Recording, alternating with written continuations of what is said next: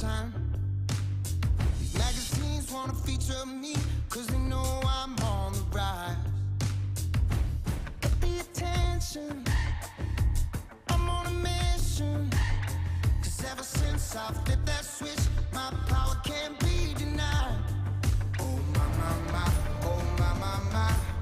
Call me a king, you can buy me a crown. Oh my, my, my, oh my, my, my. I'm leveled up, and this is my world now.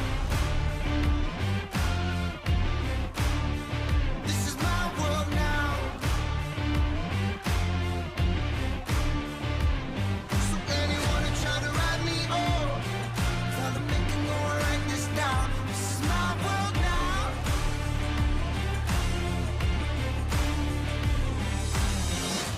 Get the attention, I'm on a mission. I'm there with a vision. Got a passion, making it happen. Ready for action.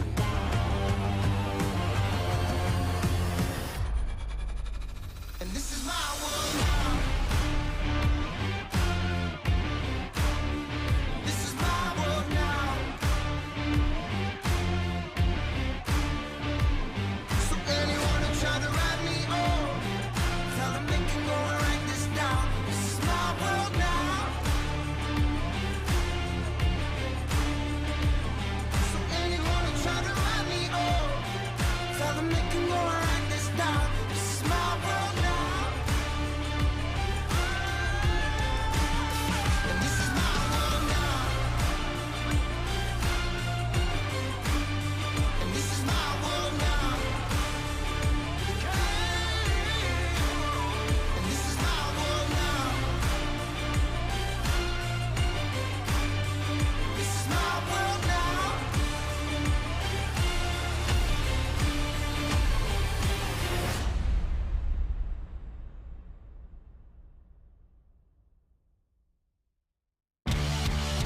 Hey! Here we go!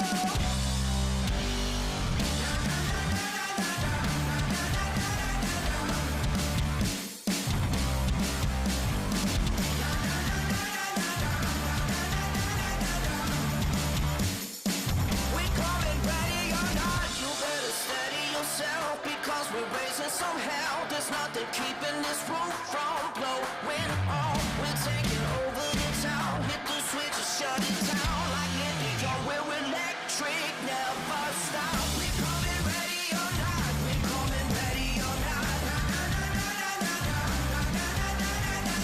We giving all that we got, we giving all that we got. We coming ready or not. We're throwing gas on the fire, the stratosphere getting high.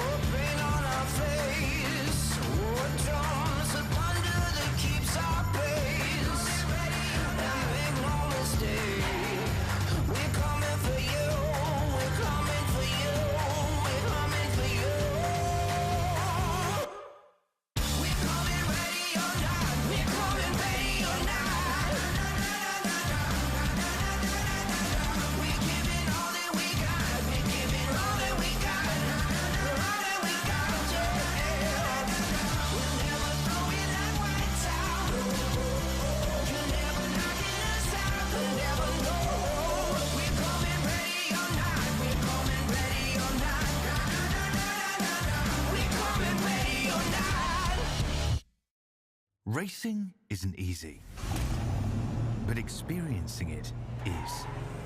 iRacing puts you in the driver's seat with the industry's leading sim racing game.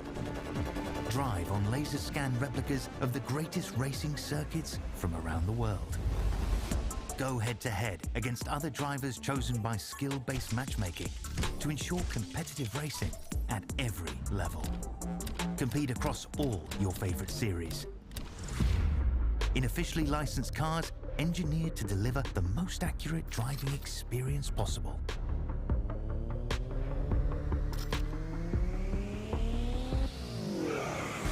Join a race or host your own with players from across the globe. Race against the computer or in a league with friends. Feel the thrill behind the wheel. Visit iRacing.com.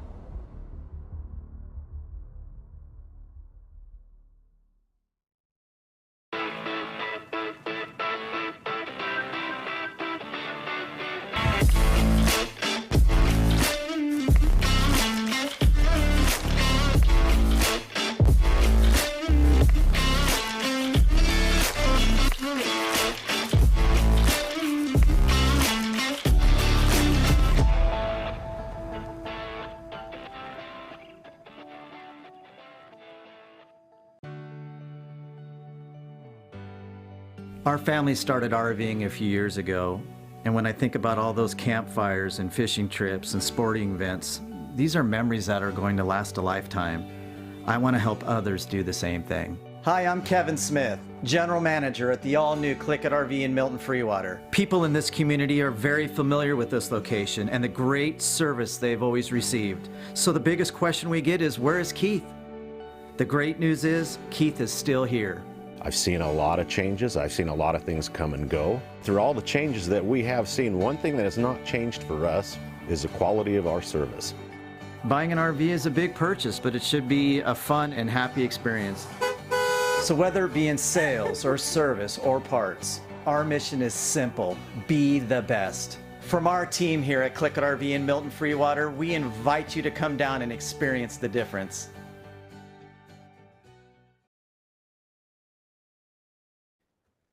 Hey, good evening, ladies and gentlemen. Welcome to iRacing on LSRTV, simulcast on the Community Radio Network. It is Wednesday night, March 22nd. Hope you've had a great start to your week so far, and we are ready to go now. Tonight, we're round number 3 of the Northwest CLICKIT RV Fix Series.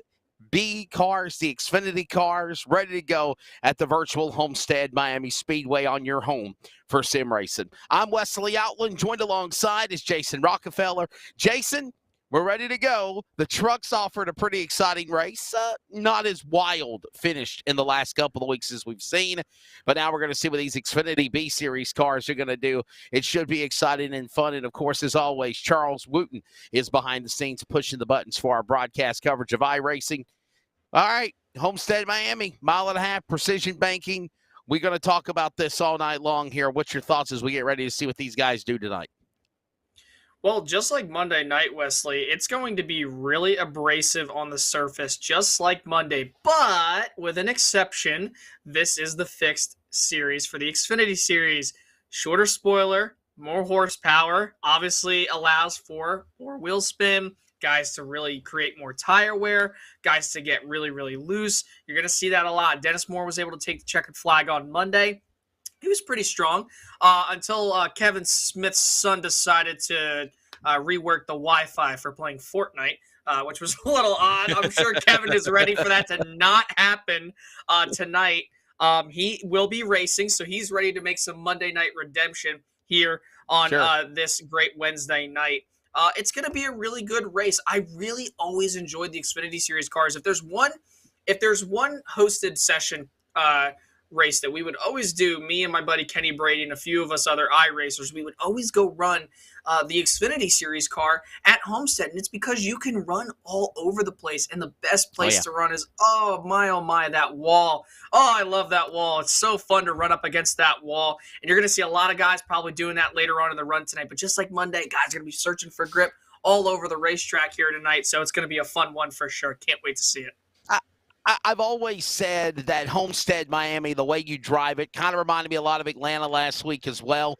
But it reminds me of Darlington, where you can drive your car or truck up against the safer barrier, coming off the corners, off of turn 4 exit, turn 2 exit on the straightaway, and you can literally just rock it and push that vehicle to the limits on the virtual world. I think we're going to see the same thing here tonight, no doubt about it. It looks like West winning the wild race at Atlanta last week. That kind of simmered out in that final overtime finish, if you will. Devin West got out in front finally on that last restart in the overtime, didn't look back. But other than that, Jason, the Northwest Series has offered some very exciting races this year, no doubt about it, no question.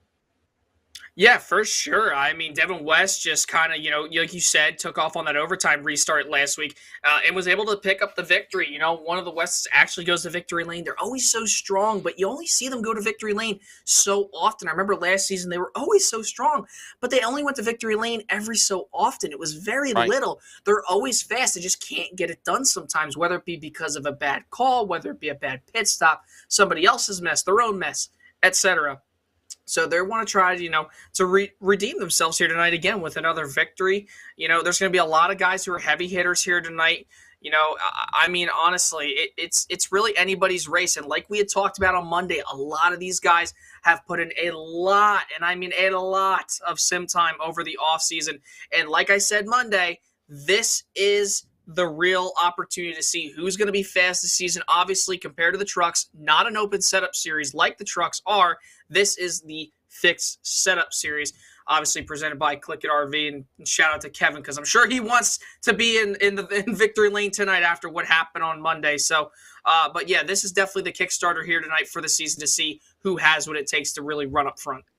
Let's go trackside now to go to on-track activity, but I want to ask you another question as we do that here, looking down at the virtual Homestead-Miami Speedway, and we prepare to qualify now as the drivers' meeting is just wrapping up. Cars are on track, ready to qualify. We'll kick things off with, of course, the number 18 of Roy Grande on the Speedway in his Toyota Chevrolet. But I ask you, though, Jason, do we see Win Racing, the CLICKIT RV team, be dominant in these fixed setup cars like they were in the trucks on Monday?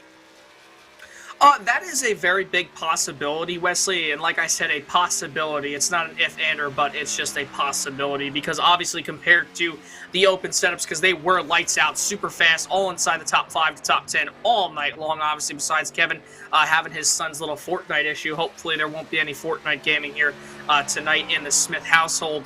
I'll keep saying that probably for the rest of the season. That's going to be the thing I'm going to talk about with Kevin Smith. But yeah, for sure. I mean, they have the opportunity. They just raced these trucks on Monday, so they kind of know how the tires are going to react. But, you're going to have different style racing just because of the amount of horsepower, the lack of downforce on these Xfinity Series cars, and also everybody's on the same setup. So really, only time's going to tell to see if those guys are going to be up at the front. Yeah, only time will tell. Watching the back end of that car, Aerokinetic Chevrolet very loose on the 18 of Roy Grande as he rides it up to the top of the safer barrier down into that third turn now. As that Chevrolet climbs the banking on the straightaways now, stays hugged to the bottom as he works his way up the top out of turn 4, flashing across the start-finish line. 33.623. That'll be the time of speed. BJ Duval, the B32W Toyota, originally from Huntington, West Virginia. Now we'll see what he can do in his Toyota.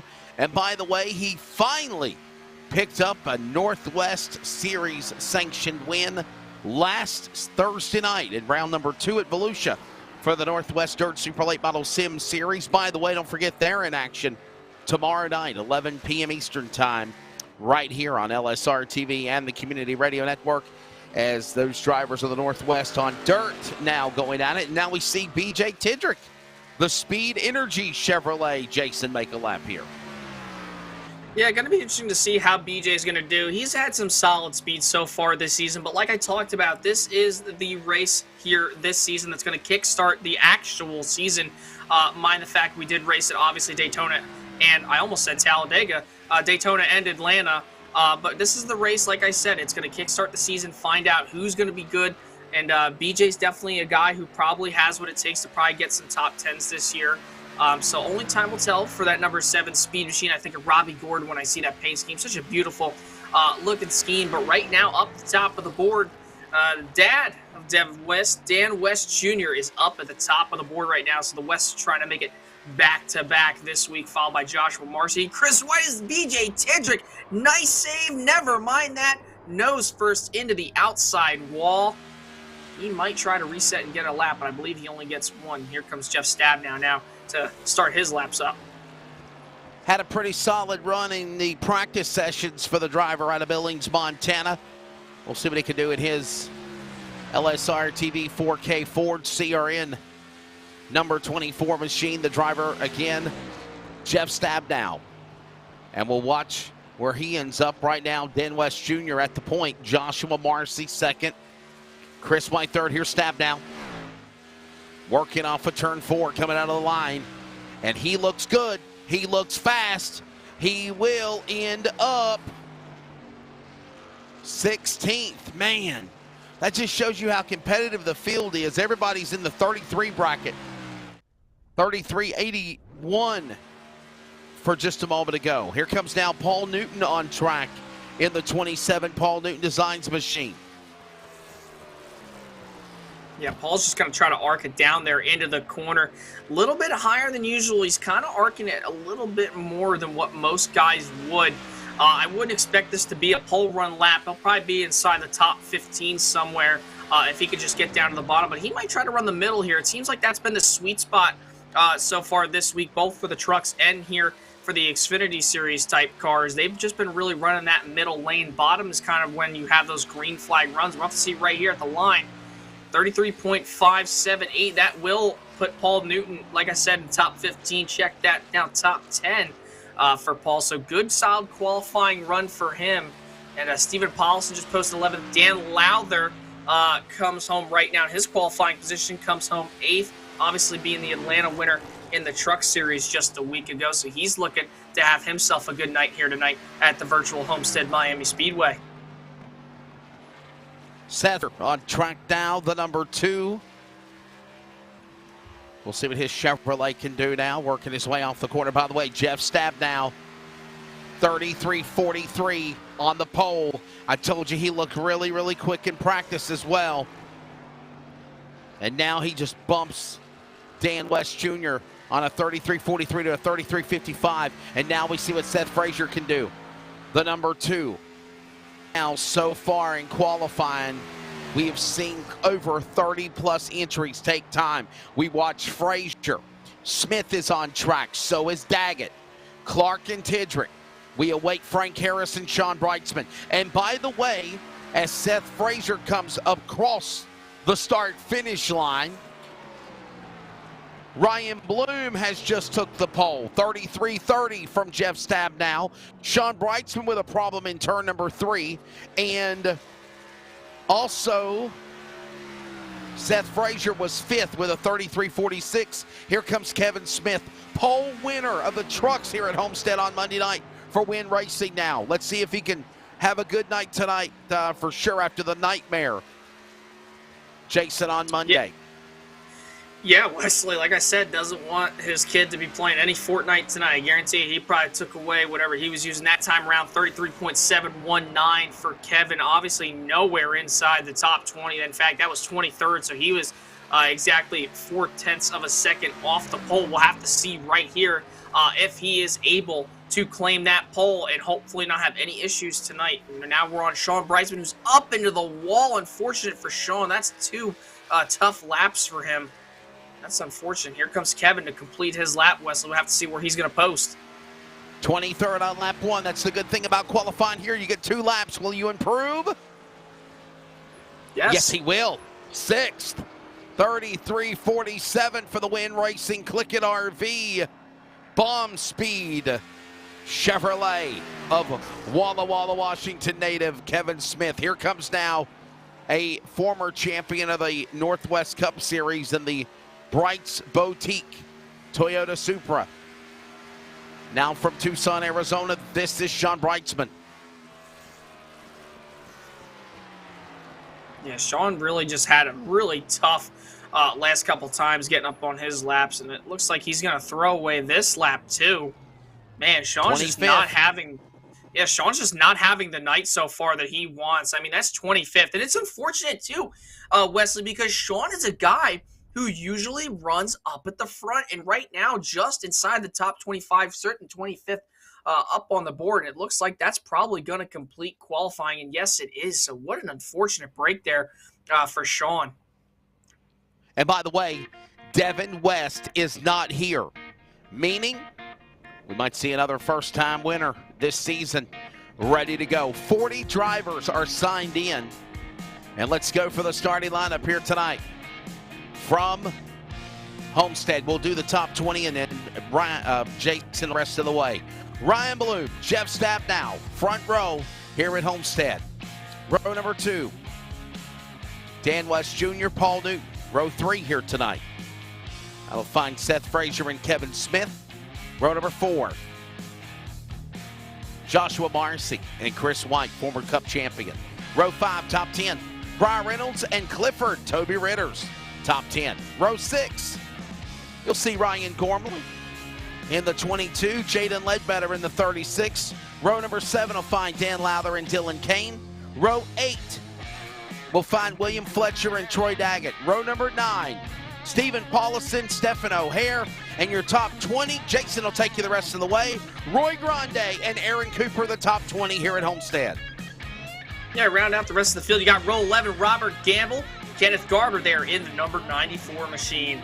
Row number 12 finds Chad Malik, and Dylan Huffines, who's been so strong the last 2 weeks, looking to get himself a win here tonight deep in the field in row 12. Row 13, Sean Brightsman, like I just said, unfortunate for him in qualifying, and Zach Rush in the number 82 machine. Row 14, Tyler Kim and Ron Hunter. Row 15, Tyler King, last year's truck champion, and Sam Teets in the number 79 machine. Row 16, Carl Burke in the number 53, and John Ottenbacher, who's shown some speed this year as well in the number 89 machine. Row 17, BJ Duval, the number 32, and Chris Kynes in the number 20. Row 18, Bryce Clark, and look at the silly face and the hairdo on him. That's Russ Lundberg in the number 129 machine. Row 19, Dana Rogers in the number 07, and Gary Nichols in the number 8. And then rounding out the field, BJ Tidrick, and the legend, there he is, Frank Harris in the number 11. And that's your starting lineup for tonight's race from the virtual Homestead-Miami Speedway. And it looks like all 40 cars have exited off of pit lane as well. Starting lineup again set with Ryan Bloom and Jeff Stabnow on the front row. Ryan Bloom as of late also, again, as we mentioned, for Win Racing, CLICKIT RV, and Bomb Speed. Another fast time, another pole for this driver this year. Jeff Stabnow obviously wanting to get back to victory lane after breaking almost a 2-year drought last year before the playoffs at Kentucky. And now we're ready to see these drivers go at it here. Round number 3, Homestead-Miami. The virtual dogs begin to growl down the front straightaway. We're underway. Green flag is in the air. 200 miles, 134 laps, and you have a race as Bloom jumps out to the whole shot into turn number 1. Jason right to the bottom. I'm sure enough he'll quickly get to the top of the racetrack as he did in the truck on Monday. And there you go as the field works off 2. Yeah, everybody's starting to fan out here, Wes, as they work their way into turn number 3. You're going to see a couple guys probably jump up to the top side. You see right there, there's the big daddy right there. That's Dan West Jr. trying to win after the Sun just won last week in Atlanta. They're almost 3 wide off the corner. You saw one driver there just cut off Kevin Smith. That was Joshua Marcy in the number 35 machine, and Kevin Smith is trying to work back down to the bottom side of the racetrack now, looking for position on Joshua Marcy to climb his way inside the top 5. Kevin Smith with a problem. He's down below the apron of the racetrack. You just saw a glimpse of him a moment ago as Marcy's car now goes after Frazier in the top 5. Stabnow has fell back to 3rd. And it's Bloom and West. West almost checks up in front of the machine of Stabnow. And now West falls back. Nice save by Stabnow. They go back into turn 1. Yeah, Kevin Smith currently up on the leaderboard right now. His name is completely grayed out. I really wonder what happened to Kevin there because he's just dropping like a rock. I'm not even sure if he's on track right now. Oh my goodness, man, oh man. I wonder if there's something wrong with either his setup possibly at home. Maybe something's gone wrong. I am not too sure.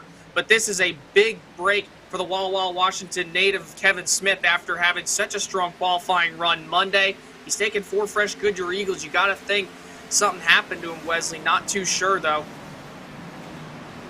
Hoping for a caution. Here's a look on the replay now in our production truck. And now let's see what happened to the 00. This is Kevin Smith. That's the white 00 car on your screen. And again, he was right there in the top 5 comfortably. He come off of turn number 2 and then just dropped to the bottom of the racetrack. He didn't slap the wall. He didn't hit anything. I wonder if there's something going on with the setup of the car itself, Jason. He had to do a reset. Yeah, that's so interesting. I've never seen that out of all the times I've been calling an iRacing event. I've never seen something like that. And Kevin Smith is currently 2 laps down right now. I believe he is still in the pit, so he was taking 4 fresh Goodyear Eagles. I wonder if maybe possibly a family emergency, maybe something happened at his home. Hopefully all is okay. But that's a very big, tough break, like I said, for that Walla Walla, Washington native of Kevin Smith. Man, just a tough break for him. But there's still some battles here on the racetrack. You see the number 12, Briar Reynolds, under fire from the 35 of Josh O'Marcy. And here comes Truck Series Atlanta winner Dan Lowther up inside the top 10. He's currently 7th, waiting to attack on these 2 up in front of him.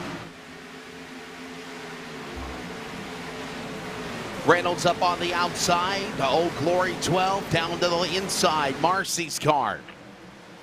And the bowling jerseys, Toyota will plow down to the bottom and move him into the top 5 again. Here comes Lowther, by the way. Dan Lowther, of course, carrying momentum from winning last week in the truck race here at Atlanta for the series. And right now, working now, lap number 6 completed. And Ryan Bloom opening up about a 3/4 second lead now on Dan West Jr. Stabnow top 3 as they go to the back straightaway.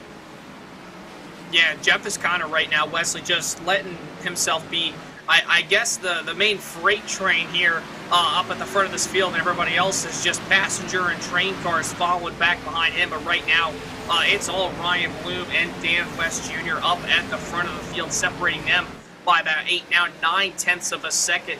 Make it almost a whole second right now between those drivers. But Jeff Stabnow right now trying to reel in those guys right now, currently back by 2.16 seconds. Obviously, that last time around, though, he was about 0.2 of a second slower than those 2. So he's just waiting for that tire wear to settle in and hopefully make his run towards the top of the field.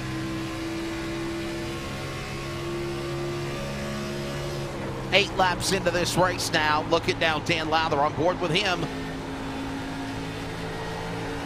Marcy battling Frazier's car. All of this happening. Whoa, whoa, Lowther. Whoa, whoa, hold on to it. Oh, no contact. Lowther bobs, weaves, sideways, spins to the bottom of the apron. Nowhere to go for the 63. And no caution yet either. Are you kidding me, Jason? He kept that thing kind of straight, too. He looped it around, full 360 and everything right there. Oh, my goodness. I can't believe nobody else was involved. Maybe we can get a replay here in a second of what just happened. But I noticed, too, one car went to the bottom of the apron to avoid him, and it was a mere probably 2 to 3 feet between the 63 and the right front fender of that car. That was heads-up driving by everybody in the field, because Dan Lowther didn't just lose it on the racetrack. He lost it from off turn 2 all the way down to 3. Wow, look at that right there. So close. Wow. Still cannot tell who that is right there. Man. And you were on board. You were on board on the ride with that driver when he lost the handle all the way to the caution flag. or at least thinking he was going to get a caution flag. We didn't get a caution. He wishes he got one now. He's probably going to go a lap down or more, joining Kevin Smith there, Jason. Yeah, that is a possibility. And now you got to think to yourself, Wesley, even though it's just 11 laps in, those tires are definitely going to be screeching for him right now to get changed out on that number 63 machine, because that's the thing about Homestead is the tires wear out so much. And you compare this track to a Darlington or to an old Atlanta configuration. I talked about it on Monday with Justin Prince. This track just eats up tires, and that is the truth, folks. This track just eats up tires because of how abrasive and old this surface is.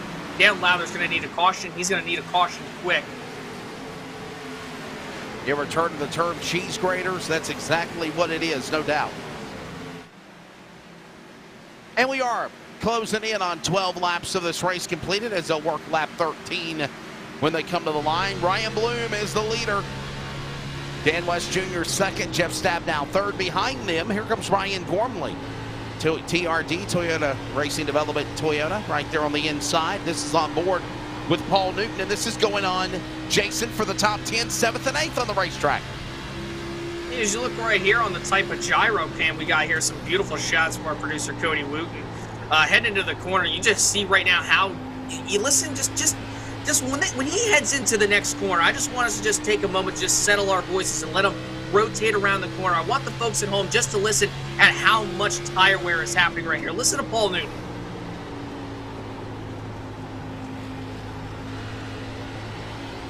You hear those tires screeching, folks. Those things are getting worn out in a hurry. And the higher that he slides up off the corner and doesn't exit a little bit lower than what he should, those tires are going to be eaten up in a hurry. But that's the key thing. He keeps on going to the bottom. If he stays there and he just maintains that gap to that inside lane, he's going to probably save a lot more tire wear than what he would want to. So that's going to be the good thing for him. Very good thing right now. With Bloom still the leader, look at this now battle going on to the inside. This is Roy Grande. Ready to see what Grande can do here, battling with Fletcher, Ledbetter, all this going on, believe it or not, in the back of the pack. I want to say this is in the top 20. Yeah, between 15th through 18th on racetrack, of course. Dylan Kane also in that battle as well. Grande working his way off the corner, his Chevrolet. Number 18, changing up the design for this year. Usually he's got Taco Bell all over the car. Yeah, I could probably use me some Taco Bell nacho fries right now. Maybe some cinnamon twist. That sounds about good. I always love those. Oh, and don't forget the beautiful Mountain Dew Baja Blast. I'll have it cold. I'll have it frozen or whatever they call it, like a little icy, or if you call it. Those things are always good. But yeah, I mean, he's having himself a really good run so far, running inside the top 15, plus 4 from where he's started. He's looking to have himself a solid night. Maybe he can get inside the top 10 by the end of this run. But I'm noticing, too, a lot of guys still running all up over this racetrack, Wesley. Multi-grooves, you see the 22 right there. Ryan Gormley still running that top side of the racetrack. That's going to hurt him in the long run. Now we're 17 laps in. Tire wear is going to be a crucial factor here within the next few laps. So, I mean, if he wants to try to save a little bit more tire, I recommend he tries to get to the bottom as soon as he can.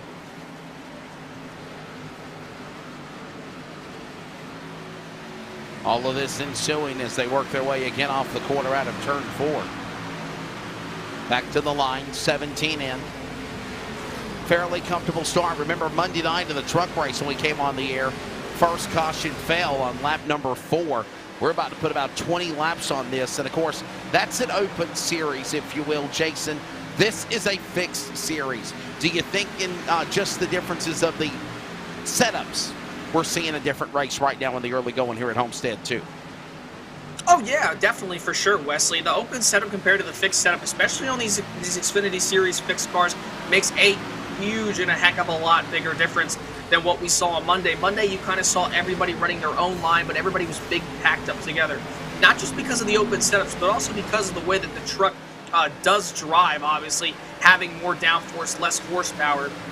But, you know, that's why you're able to see guys kind of migrate all over the racetrack, and they weren't as, what's the word I'm looking for? They weren't as, like, expanded and spread out, as you could say, and use the phrase right there, like they are right now. You see a lot of guys are kind of all spread out right now. I want to say up inside the top 10. The gap between 10th, which is Chris White, all the way up to first, which is Ryan Bloom, looks to be about 6.5 seconds. Yeah, we got a yellow. We've got a caution. Yellow flag will come out for the first time. And we'll find out what has happened here on Speedway. Working 20 laps into this race. I think Jaden Ledbetter might have been the one with a problem. Car number 36. As there you see what's Ryan Gormley doing on track, and everybody else to get slowed down.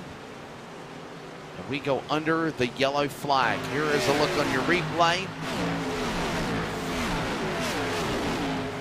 High Rock Vodka, number 36, Jaden Ledbetter's car. Kind of throwback, if you will, to Landon Huffman's Hickory late model ride, where the two-time Hickory Speedway late model champion had won.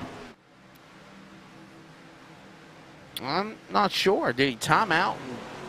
Well, we're I think he trying might to have spun find the coming to accident. pit road there.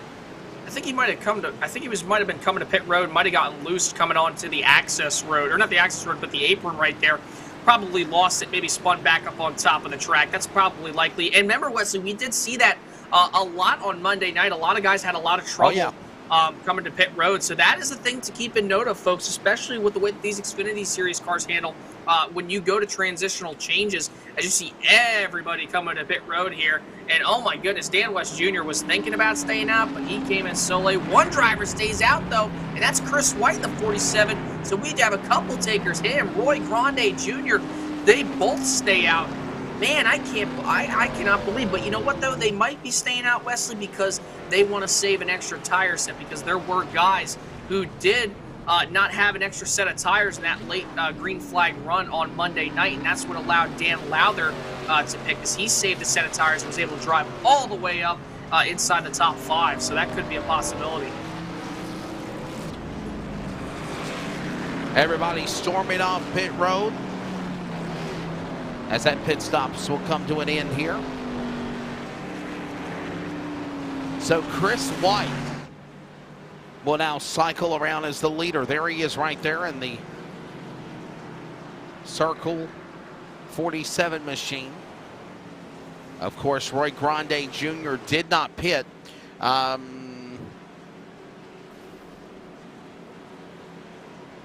Obviously, we still had saw Kevin Smith's car behind the pit wall, so I'm thinking he's probably out of it and done for.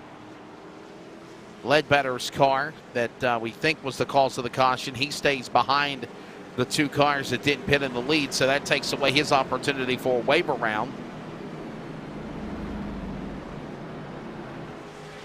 And Jason will reset here, another lap or two under caution, and obviously Chris White will now have the advantage of being up in P1 when we go back to green. Yeah, Wesley, and this is going to be really interesting because we don't just have one car that stayed out, Wesley. We have two cars, both Chris White and Roy Grande Jr. Like I had talked about, they stayed out, which I get why, I think, because they want to save that extra set of tires, considering the fact that it was only about a 20-lap run. But mind the fact, too, that also, and I also believe that John Ottenbacher stayed out, too, so make that 3 cars. This is going to be interesting to see here when they get back green flag racing. You see Chris White warming up them tires there heading into 3. These guys have a lot more horsepower with these Xfinity Series cars compared to the Truck Series chassis and stuff like that. So they're going to have a lot more horsepower. I would not be surprised, Wesley, if we see either the 47, 18, or 89 spin the tires in the restart zone and cause either a massive melee or a giant checkup heading down the front straightaway, because it is possible, and that does happen quite often here. 23 laps will be scored this time, Bob, when they come to the start-finish line. I think the lights will go off on the pace car, and the one-to-go indication is being given to the field here now. Chris White, Roy Grande, as Jason mentioned, the drivers up in front. John Ottenbacher, Brian Reynolds, row number 2. Dylan Huffines and Ryan Bloom, row 3. That's the pole car. He's now back in 6.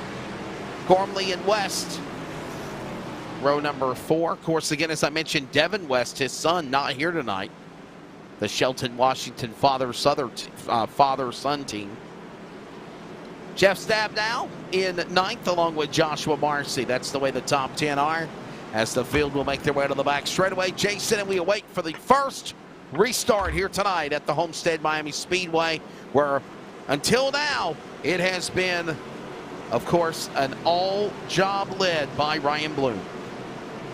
Yeah, it's going to be interesting to see Ryan Bloom work his way up through the field, and obviously they have cars to pass in front of them too. Dan West Jr., a driver who was trying to hunt him down, he's going to have an opportunity. And mind the fact too, Briar Reynolds, Dylan Huffines, who are going to be 4th and 5th, and also Ryan Gormley, who's going to restart 7th. They took 2 tires on that last stop, so this is going to be an interesting mix-up here as they come down to the green flag.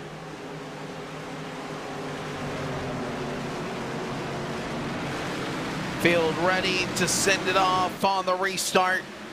Back to green here at Homestead. And Grande, not any opportunity whatsoever to run down White. White stays to the lead. He'll get the whole shot 3 wide. And look at free falling is Grande Jr.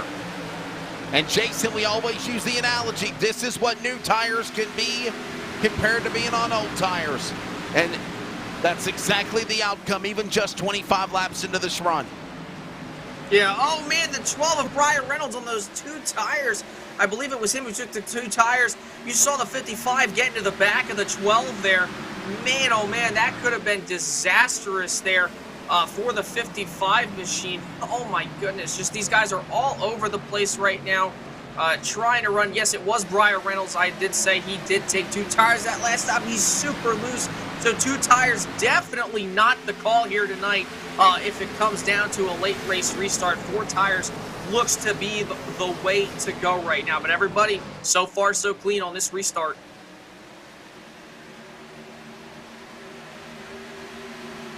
Look at that gaggle of traffic right there. Cooper in that mix, Grande. So is also that 75 of Kane, Ron Hunter, Sean Brightsman. All of this going on 3 wide. And as we mentioned the word precision banking, they are taking advantage of every opportunity of this racetrack.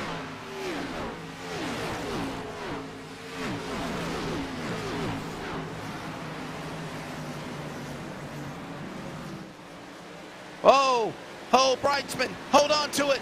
Him and Hunter get together. Oh, they save it. Wow.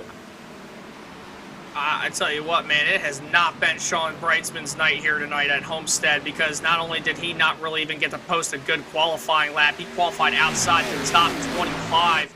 And, man, it's been a struggle for him tonight. But I tell you what, somebody who was happy that caution came out and he was able to take them 4 tires. There he is, LSRTV's own Jeff Stabnow, top of the board now. He is leading over Joshua Marcy, who moves into 2nd on the inside of Chris White. He'll go to the 2nd position with a gaggle of cars, but here we go. This is the real battle, Wesley. Look behind those 2. You got Ryan Bloom, Dan West Jr., who's looking to the inside of Bloom to take away those positions from him. He looks like he's going to clear him, and those 2 were the front 2 out towards the lead in those first 20 laps, so that could be a good, really prominent pass right there here early in this race. That pass for the lead took place when we were watching Ron Hunter and Sean Brightsman have their checkup moment. Dan West Jr. just smacks the outside safer wall barrier, saves his car.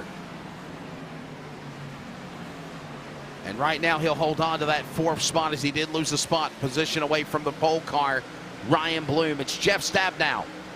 And by the way, he didn't just take the lead, as we show you the aerial coverage presented by LSRTV, your home for sim racing. Jason, he has pulled away from the pack. He has now opened up almost a 1-second lead in 2 laps on Joshua Marcy. There he is up high above in the 24 going to turn 1. Yeah, that last time around, Jeff actually ended up, as we ride on board him now, riding from the rear of that number 24 machine. Jeff posted the fastest lap of the race so far with a 33.73, but obviously not as, or that wasn't the fastest lap of the race, but that was the fastest lap on track that last time around. I believe the fastest lap so far posted has been by Ryan Bloom. That was a 33.48. So I expect Ryan Bloom here, Wesley, to probably catch Jeff Stabnow late in this run. Looks like he knows what he's doing as the 20-lap green flag cycle kind of goes along. And Dan West Jr. is just waiting in the wings there, waiting for Ryan Bloom to possibly make a mistake or possibly just get by him in general for racing. Over 30 laps into this race, one caution, and we are just getting started as we approach 1/4 of the way through and 100 laps to go. We're also past the top of the hour. We'll pause for 10 seconds of radio identification. The Northwest CLICKIT RV Fix Series on LSRTV and the Community Radio Network. Community Radio Network, WCRN 87.9 FM, Clayton, Garner, Raleigh, North Carolina, USA. We are CRN.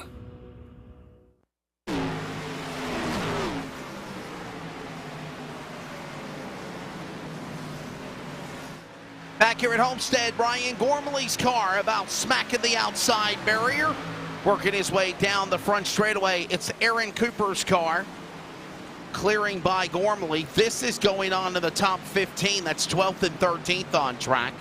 And we are now approaching 100 laps to go when they come back to the start-finish line. Round 3 of the Northwest CLICKIT RV Fix Series, presented by, of course, CLICKIT RV. I'm Wesley Outland. Of course, we've got Jason Rockefeller alongside Charles Wooten for Rocket Racing Media and the iRacing on LSRTV. CRN pushing the buttons on the production side of things. And right now, with 100 laps to go, about 1/4 of the race in, the two dominators have now been shown as Ryan Bloom, and now, in about 10 laps or so, Jeff Stabnow.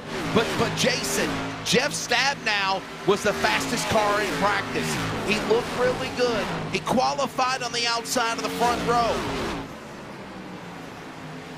Yeah, he did look really fast, and it looked like a promising start for Jeff, and so far so good. Noticing something though, Wesley, this time around, as everybody kind of posts their lap times, man, Jeff is kind of struggling. He's off by about 0.3 of a second compared to Josh Marcy, Ryan Bloom, Dan West Jr., all of them. By the way, Josh Marcy, Ryan Bloom, Dan West Jr. all just ran within practically 0.02 of a second within each other with a 0.16, 0.18, and a 0.16. And obviously Jeff that last time around ran a 34.42. Gonna have to see what his lap is, but his fall off time so far has been drastic, and Joshua Marcy is closing that gap. That time around, Jeff was a little faster. Everybody else about equal with him, but Jeff's definitely struggling a little bit. Josh Marcy trying to close the gap by just about 1.5 seconds right now almost.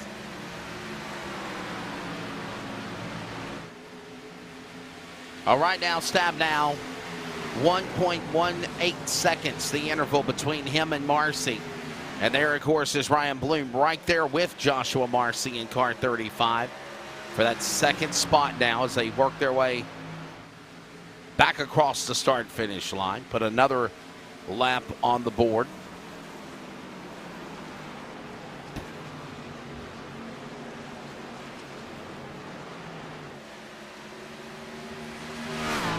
Off the back straightaway now.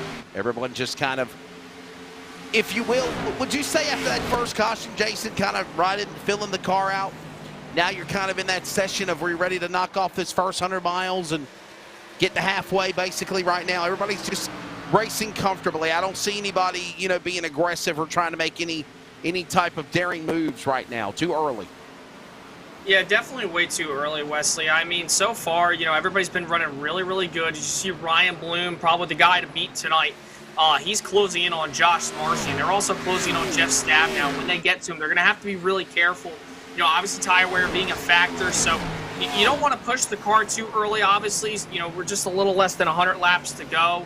So, I mean, only time will tell. You know, you want to really make sure that you fill out this car before you really start making any daring moves. You know, obviously this track is going to change just like it did on Monday night. The sun did set for that Truck of Series event. The sun is going to set here once this race really concludes. Obviously, it'll still be over the horizon, but the sun will still be out, obviously, but the track will definitely change with the track temp and everything like that. But, yeah, I mean, you kind of want to just feel out the car a little bit and stuff like that. But don't make any too daring moves. It's too early to do that right now. Wait until about the last 15 to 10 laps.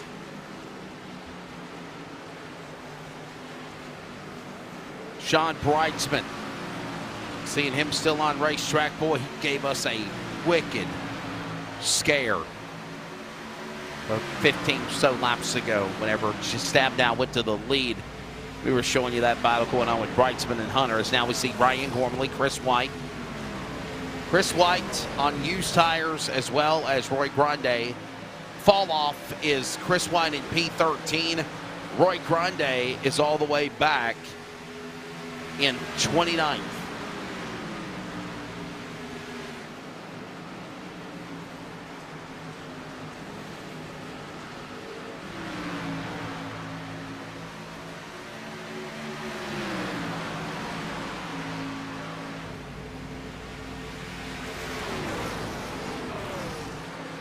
Fall off that bad for sure. The number 7 now working his way. There's the 75. Dylan Kane, he's in that top 10 position now. Fletcher behind him in the 28. Here comes Aaron Cooper. And mind you, Jason, they got a pretty good run going for him right now in the top 10.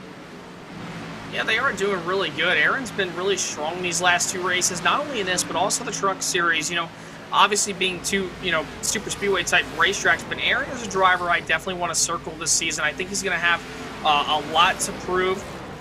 Both him and Dylan Kane. You know, Dylan Kane sitting 9th right now. Not a driver that I'm very familiar with, but he's sitting in that 9th position in that number 75 machine as he battles with Aaron Cooper. So those 2 guys having a really good night so far. Also Sam Teets. Sam Teets in that number 79 machine, currently sitting in the 7th spot, plus 23. Yes, plus 23 from where he started. He has done a fantastic job tonight. Also, Stephen O'Hare coming up 12 spots from where he started. He's just shy of the top 5. So, I mean, only time will tell, obviously, who's going to be the real show towards the end of this race, but it's looking like Ryan Bloom and Dan West are going to be really fast. But Jeff's still leading, but it's only about half a second. It's dwindling down quickly. Yep, certainly is, as right now the 79 of Sam Teets staying on track. Of course, he's in that 7th position.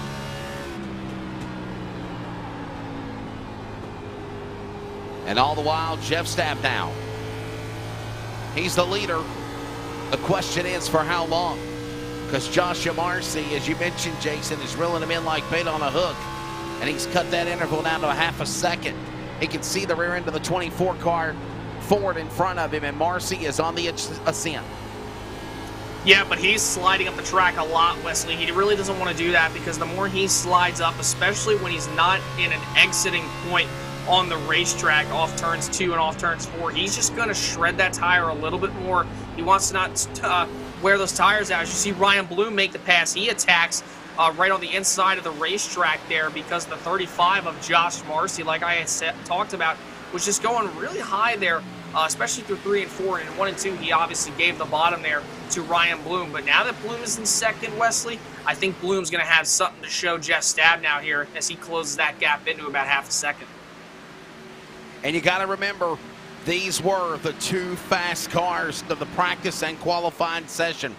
When we came on the air here, we were bragging about how good Jeff Stabnow was in practice. Ryan Bloom, of course, they were on the front row. And Ryan Bloom now cutting it to half a second now on Stabnow, watching all of these cars working their way off of that 2nd turn. And I'm seeing right now, Jason, ride and drive. You're not trying to be aggressive. You're not trying to make any daring moves to get to the front. You're about 20 laps away from halfway in this race from 100 miles. I just see right now everybody just being comfortable. 3 C's, calm, cool, collective.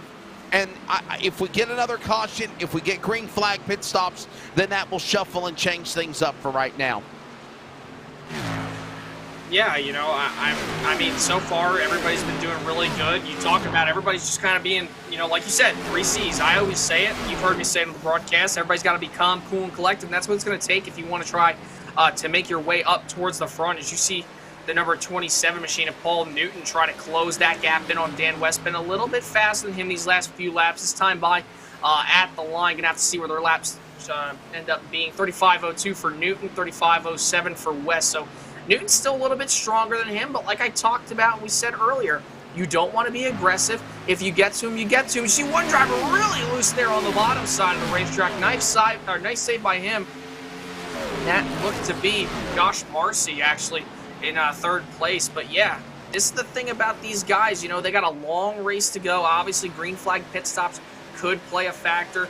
You want to be aggressive, but not too aggressive. Battle for 4th and 5th now, but there you see now second running down the leader of Bloom to stab now. And Marcy right there in the crosshair as all these other cars come storming off the turn. There's the leader, stab now. Bloom right behind him. Cut the lead now to a 1/4 of a second distance. 49.81 to a 0.22 seconds, the distance right there. As they come across the start-finish line, 50 laps into the race now.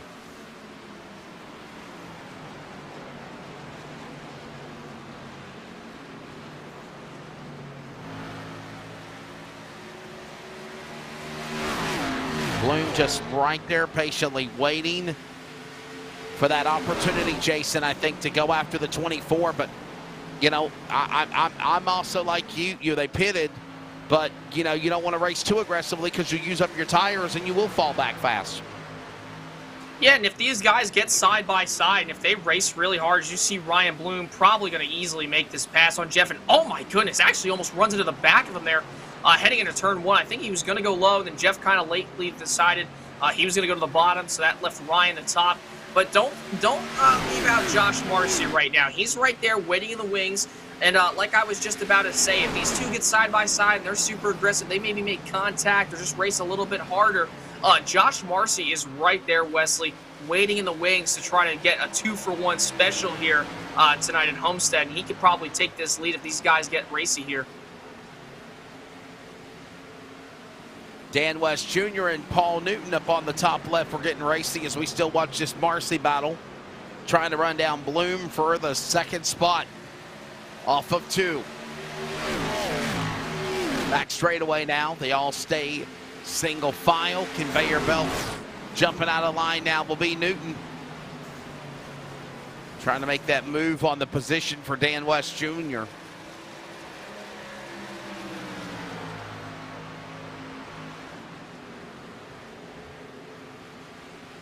And Jeff Stabnow still holding on to that lead, Jason, by about a 1/4 of a second on the 25. But here comes Marcy now, running the back down for that second spot off turn 2.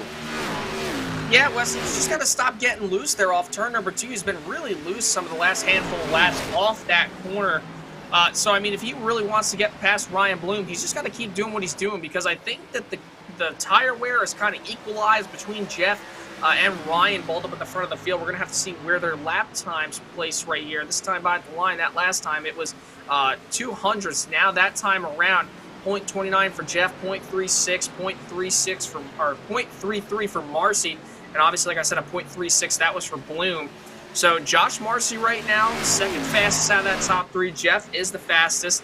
He's kind of getting away a little bit. I think Ryan might be using up his stuff by going up to that top side for the time being. I think if he wants to try to get to Jeff, he's just going to have to keep on trying to work that body, even though Jeff has been taking that lane away from him here these last few laps.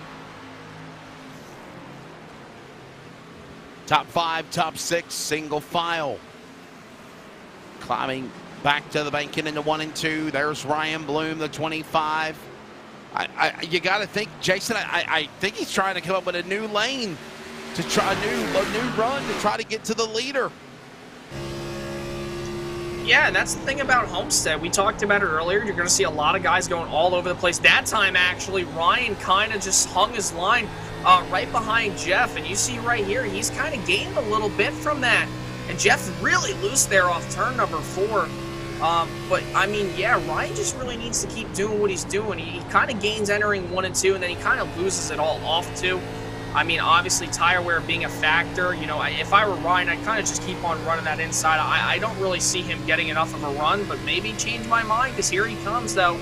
Just got to keep the tires on that thing, man, if he wants to try to pass Jeff, because he definitely right now is faster than Stabnow in that number 24 machine. And Josh Marcy, too, is right there behind them, trying to close that gap as well.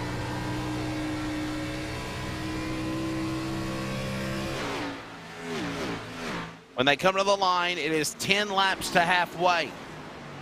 And 100 miles down, 200 miles the distance, 134 laps on the mile-and-a-half Homestead-Miami Speedway. So here's something I think about, Jason. Jeff Stabnow, the last time he won on the series was last year in October at Kentucky. Now, mind you, Kentucky is different in configuration. It's though a mile-and-a-half. But if you think about it, as now Ryan Bloom trying to make that run on the outside lane work to get the Stabnow. But if you think about it, Jason, this track is very similar to Kentucky besides the tri-oval, and this being a solid oval, as Chris White's on pit road. Your thoughts on that? Yeah, I mean, well, two things. Obviously, you talk about the tracks. Yeah, definitely different style racetracks. Obviously Jeff won at Kentucky, and that's a totally different racetrack compared to here. A lot flatter in 3 and 4, a little bit banked in 1 and 2, kind of a one-groove racetrack compared to here. Obviously, because of the abrasive surface and the track that it is. But, I mean, Jeff can really win anywhere. He's a really good driver. He's definitely improved over the last year. So I expect him to usually be up at the front now. And you see the 35 of Josh Marcy getting past. I guess them tires kind of burnt up at a really bad time for him, because now he's dropping back like a rock. I'm pretty sure he's about to go outside the top 5 possibly. But Chris White on pit road, obviously, those 2 tire calls, man, I just don't think they were the way to go, because you saw him on pit road. He went from first all the way back outside the top 20 and even further back. So just unfortunate for him. But now these guys know, due to Chris White's mistake, do not take 2 tires when it comes down to a late race restart. Free-falling is Marcy. And Stabnow 60 laps in the leader. Ryan Bloom in the P2 spot. P3 for Paul Newton. They're 1, 2, and 3. They're the ones along with O'Hare that got around the man that was in third most of the way of Joshua Marcy. And here comes the leaders again, working their way back off the straightaway to turn 1. And Ryan Bloom is just not going to back away from trying to make that outside lane work, coming off the wall out of 2. Yeah, he's got to be really close, Wesley, because he just keeps on getting closer and closer to that wall every time. This is the closest I've pretty much he's been to Jeff entering a corner. You just see how much better he is on entry speed, but Jeff is just able to put the power down so much better off the corners. I mean, Ryan keeps running that top in 1 and 2. I really think if he runs that bottom in 1 and 2, I think he might have a shot. And here he is again, going to the top side of the racetrack. I mean, unless Jeff has a slip-up, he's not. He might have a run here off the corner. Jeff kind of was in the middle entering. He kind of had to go a little bit lower. Ryan's going to have a big run down this back straightaway. Going to be interesting to see as they enter 3 if Ryan's got enough of a run, but I don't think it's going to be enough as he goes to the outside again here in 3 and 4. He is content to make that outside lane work relentlessly. The 25. Almost a little wiggle there as he exited off 4. Coming to the line, coming to halfway in 5 more laps. And still Stabnow staying hugged to the bottom of that white line on the inside of the racetrack until he exits off the corners, and then he climbs the safer barrier into the back straightaway. And now he just, for the last 10, 15 laps or so, Jason, Ryan Bloom has only been able to be a quarter of the distance from Jeff Stabnow.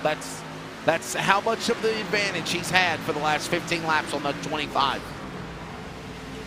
Yeah, he's just been doing such a good job. Jeff just keeps running that bottom, man, and that's what's really the benefactor for him here, is because he keeps running that bottom, he's able to maintain his tire wear, he's able to control it, he's able to drive off when he wants to, he's not on the edge of control, like, say, Ryan Bloom is, so, I mean, but look at this real quick. Look at that 18 machine.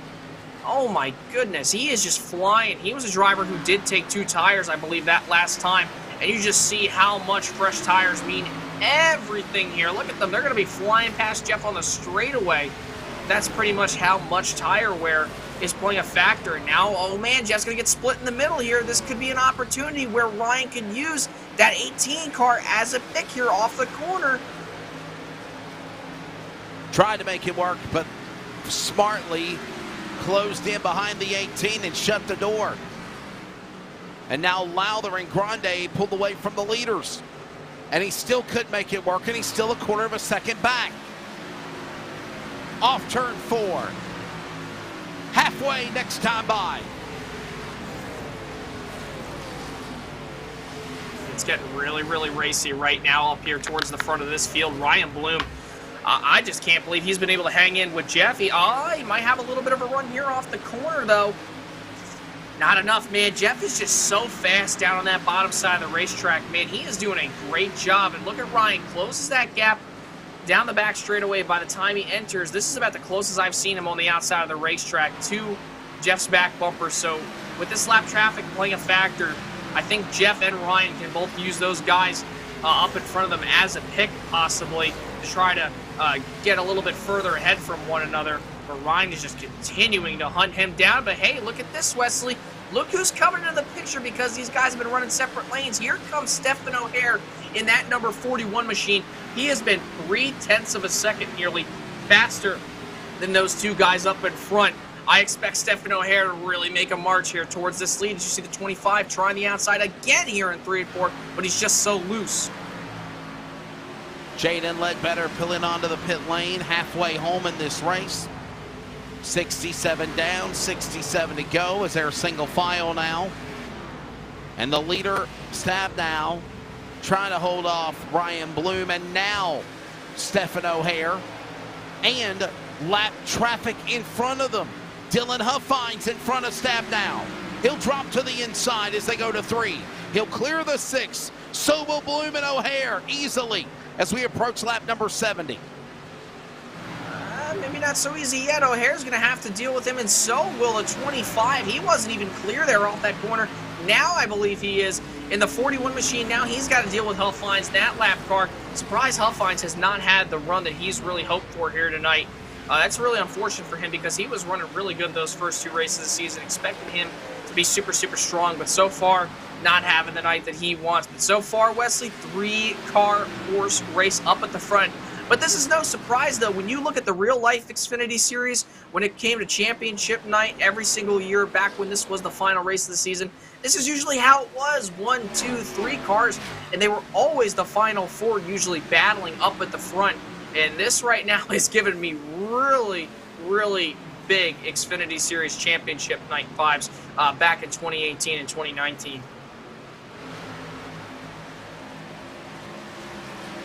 All the while, Jeff Stabnow still holding on to that lead. There you see him right there in the bottom left of your TV monitor. Here comes now Bloom with O'Hare to deal with for the P2 spot. And by the way, those drivers have pulled away by almost 2 seconds from Joshua Marcy, who is in 4th on the racetrack right now. Josh Marcy's just been really struggling recently. You saw him right there a handful of laps ago, Wesley. I mentioned that he was dropping almost outside the top 5. Looks like he's kind of made his way back up a little bit more. He's, sitting in 4th. Paul Newton dropped the position. So, I mean, everybody right now is just kind of running their own race right now. Josh Marcy knows he has a fast car. He's just got to keep the tires on it and probably, just maintain that line, still run the bottoms. You see O'Hare here running that bottom lane, trying to get by that 25, who's really been running that top side the whole night so far. I really think, Wesley, if Ryan Bloom could just move down to the bottom, maybe, I think he could probably gain some ground on Jeff. But Jeff is almost out to a second gap, man. He was about 0.2 of a second ahead of these guys, and it was a tight battle. And now, because of obviously the 25 running that top side for so long, it's opened the door for the 41. And Jeff has just been able to kind of just skedaddle away from these two. O'Hare on the inside, Bloom on the top, lap car Ledbetter in the mix, scampers away from them. Lap 73 or not, Ledbetter powers back on the bottom.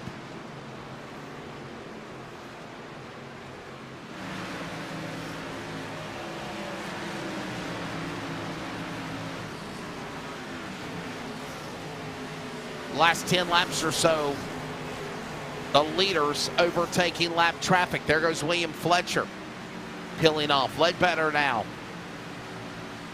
Bloom now getting company from Marcy. Here comes green flag pit stop. Seth Frazier's coming in. You got to think, Jason, within the next 10 laps, we're going to see everybody come in for green flag pit stops, I believe. Yeah, that's definitely a possibility just because of how much more tire wear is on this racetrack here for these Xfinity Series fixed setup cars.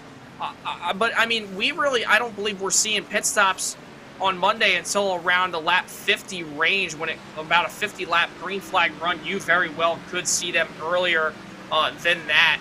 You know, as you see the 35 here, man, that 25 is just dropping so far back. I keep saying it, man. Ryan Bloom, he's got to run that bottom. The more he runs up top, the more he just risks himself with getting up into the wall and losing more and more track position.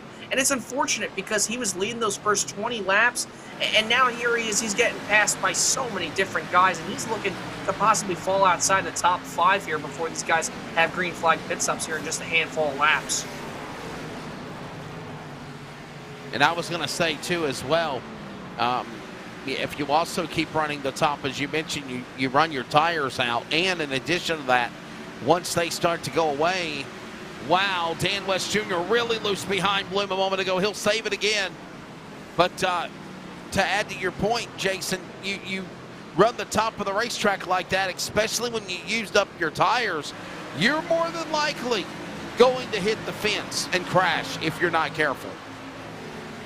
Yeah, and that's the thing I always struggled with, Wesley, running these Xfinity Series fixed setup cars here at this track is 3 and 4. I was always very good at running the top, but in 1 and 2, that wall kind of comes out once you hit the entrance of turn 1, and you kind of have to change your entry a little bit differently than what you would in turns 3 and 4.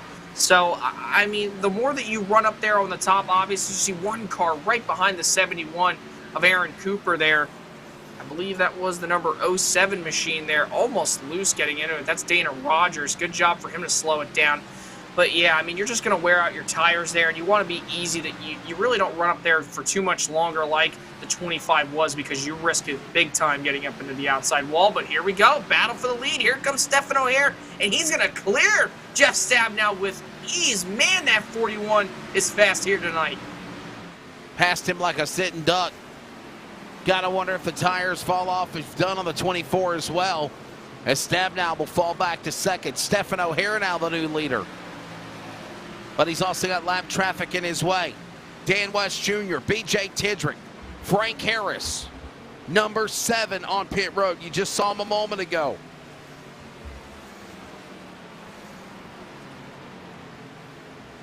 B.J. Tidrick normally in a 72. Now he's in a number 7. Speed Energy Machine. Here comes Dan West Jr. They're all making green flag pit stops. Aaron Cooper, the first one to pull in outside the top 10. Here comes now Russ Lundberg in the 129, exiting off the track. Gamble is in. Green flag pit stops are underway. The question is, when do the leaders peel off on lap number 80, Jason Rockefeller?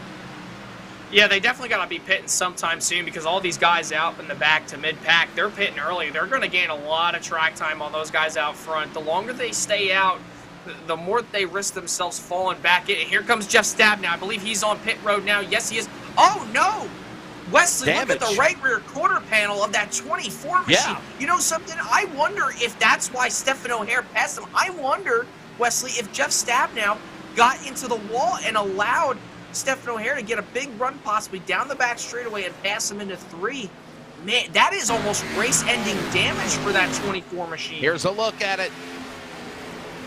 Great work by Charles Wooten to find it. We'll see what goes on. This might be the this might be the reason why you had to come to the pits. And the caution is out, by the way. Oh, Newton slammed into the back of Stabnow's car as he was peeling onto pit road to slow down. And the caution is out. This might be exactly what Jeff Stabnow needed, Jason. Yeah, it definitely was. Oh, my goodness. I can't believe that the events that just transpired. Jeff Stabnow, here I am thinking he got into the wall. I was going to say that was a really awkward way. Not awkward way, but that was a really awkward kind of damage that he has there on that right rear, because you see the back end's kind of lifted up a little bit. And that spoiler is just going to create a lot of drag.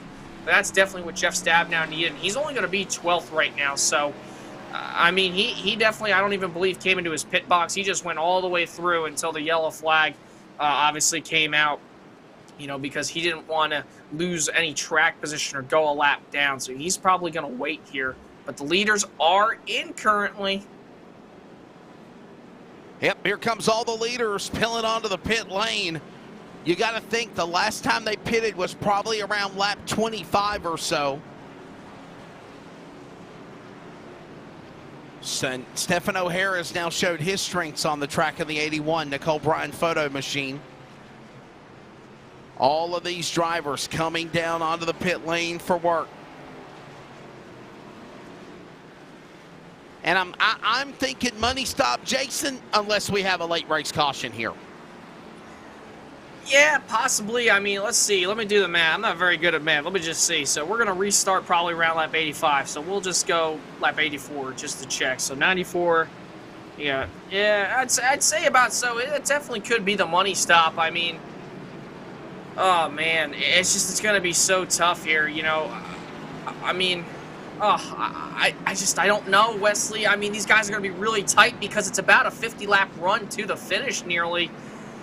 I mean, these guys are going to be so close on tires. Not so much fuel, but tires for sure. So that's going to be interesting to see. It might have been the money stop, but we might be seeing another pit stop here. And there's some new drivers that are in the top 5 as well. We'll recap that when we return from Homestead-Miami. This is coverage of iRacing on LSRTV and CRN with the Northwest CLICKIT RV Fix Series. Racing isn't easy, but experiencing it is. iRacing puts you in the driver's seat with the industry's leading sim racing game. Drive on laser scan replicas of the greatest racing circuits from around the world. Go head-to-head against other drivers chosen by skill-based matchmaking to ensure competitive racing at every level. Compete across all your favorite series. In officially licensed cars, engineered to deliver the most accurate driving experience possible.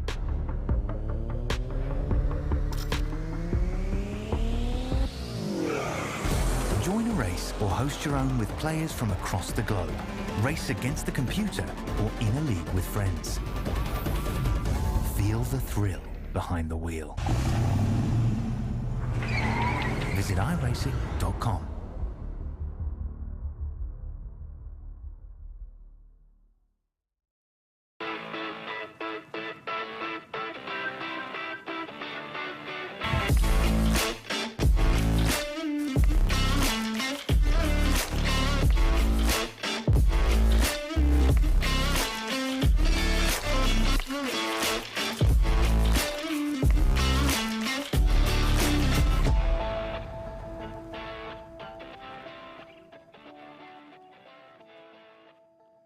At CLICKIT RV, we know there's a lot of heritage and history at this location. RV sales and service has been part of this community for decades.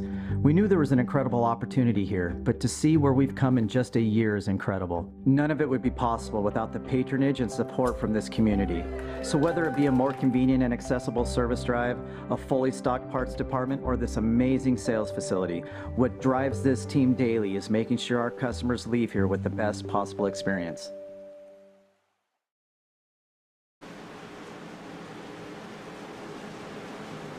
Caution number 2. Hey, real quickly, that'll give us a chance to thank another one of our sponsors of LSRTV. 811 call before you dig. And don't forget, they are the proud title sponsor of the NASCAR Xfinity Series race at Martinsville, coming up in April at the fastest half-mile short track in Virginia. 2 cautions, 7 laps, lead changes are 3, and guess what? We're back in the Geico restart zone, and we are going back to green. I'm Wesley Outland, Jason Rockefeller, Charles Wooten on production, and we are back underway. Stephen O'Hara now sticks his nose in the battle as the 3rd different leader of this race. And Jason, as I mentioned before the break, new cars up in the front, including Sean Brightsman, Paul Newton, Ryan Gormley, Tyler, Kim, and King as well. Yeah, it's going to be the Tyler and Tyler battle back there for 6th and 7th And look at Brightsman, man. Sean Brightsman's going to take the lead here. Oh my goodness, so late on. We talked about him earlier, right when this race started. A poor practice session for him, a poor qualifying result. I mean, he almost got into the wall earlier, I believe, and he was just so struggling. He's been on the struggle bus all night, and here he is redeeming himself up at the front of the field with the race lead right now over Stephen O'Hara, who, mind the fact, has also been one of the strongest cars here tonight, along with Joshua Marcy there in the third spot. So Sean Brightsman now, the man up in front, the Brights Boutique Toyota, former series champion on the Northwest Cup level. You know, there's Marcy. Little below the white line there for a second. I thought he was going to spin.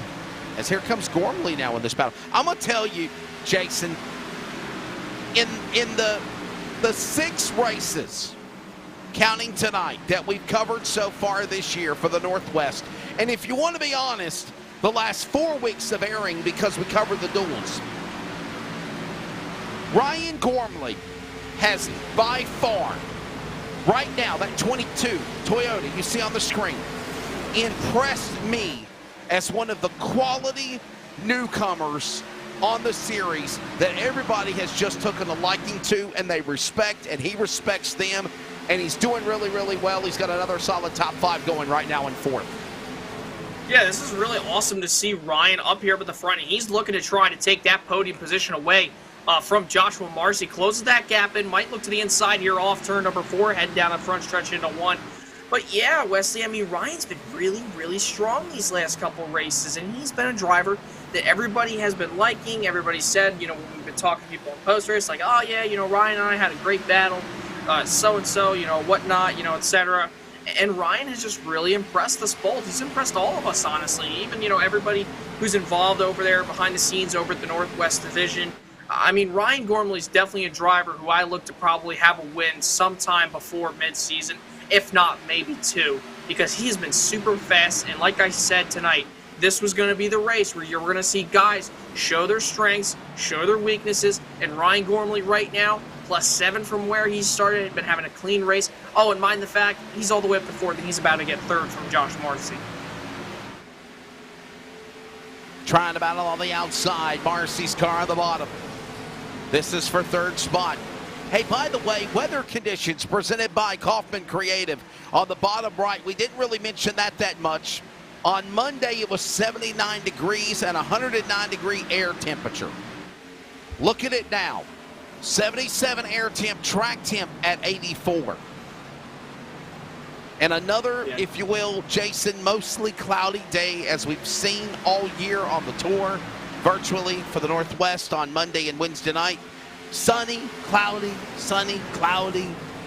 and obviously when that happens, it really changes the handling on these cars and the setup as well, as we are approaching triple digits at Homestead. Well, yeah, I mean, when you put cloud cover on a racetrack, even on Monday night for the Truck Series, there were a couple times where there was a lot of cloud cover over the track for a significant amount of time, and when that happens, you know, the track cools down because the sun isn't beating down on it.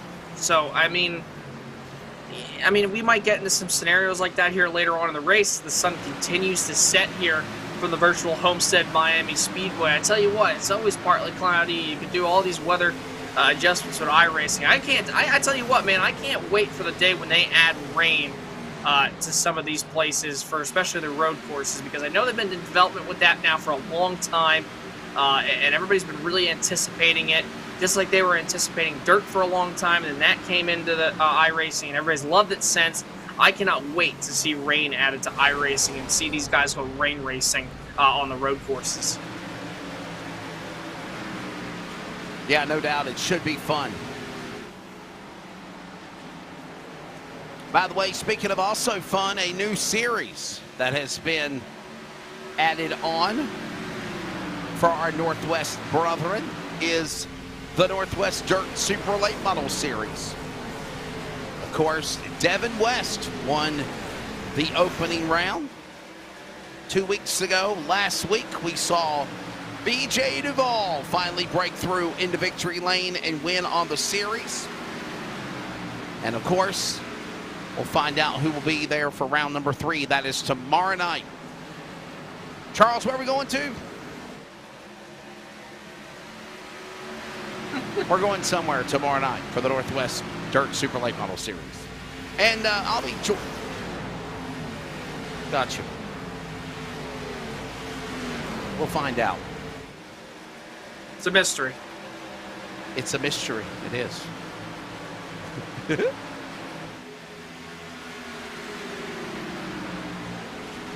Chris White with problems earlier in the race, and now he kind of sits comfortably in the top 5.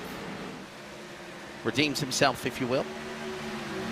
Yeah, it's been really interesting to see Chris make his way back up into this top 5, Wesley. I mean, I said it earlier, 2 tires was definitely not the call, and you see him right now, he's just battling for 5th. Man, look at there are a little bit of a gaggle of cars right there. You love to use that word gaggle. I love using that word, the gaggle of cars. You see him right there running 5th, and Paul Newton trailing back behind him. They're all chasing Stephen O'Hare right now. He's up at the front of that field. There he is right there. And then Sean Brightsman. These guys are so close. The top 5 or top 6, top 7 are all separated by a second. It's still close, Wesley, and this is still anybody's race here tonight at Homestead. Lernerville tomorrow night. Sarver, Pennsylvania is where we'll be. That's for the Northwest Dirt Super Late Model Series. And we are coming up on lap 100. Sean Brightsman's the man that's leading. Who's your pick in the chat box? Obviously, it's been now Sean Brightsman showing his strength up in front. We've seen, obviously, Stephen O'Hare be strong. Jeff Stab now is fell back after having a good run. So has also Ryan Bloom. Marcy has been consistently in the top 5. What's your take of these right now, Jason, as we come up on lap 100, buddy? Oh, man, I like to say I think my pick right now is Stephen O'Hare. He isn't that good on the short run, but once you get into that really long run, I want to say Stephen O'Hare is probably the guy to beat. He's not the fastest on track right now, but I tell you what, I guarantee you by the end of this race, I think we might be talking to Stephen O'Hare in the virtual Homestead-Miami Speedway victory lane because he's been so strong. And, I mean, even Ryan Gorman, look at him right now, beating on that back bumper practically of Stephen O'Hare. I know you talked and praised Ryan Gormley. He's a driver who very well could pick up that first elusive victory here tonight for him. He's been super strong, super consistent, and he's running down that 41 right now. But if I had to pick, Stephen O'Hare, I think, is the guy to beat here if you want to try to win Homestead tonight. Yeah, we'll find out. We'll see who will bring it to the end here. Jeff Stab now has fell back in the dirty dozen spot, if you will. He's in that 12th position. Has showed some very strong competitive drives, though, and now just kind of falling out. And honestly, to elaborate more on that, no doubt, seriously, Jason, that happens to him so much with 35 laps to go. Actually, now on lap 134 to go. That happens to him.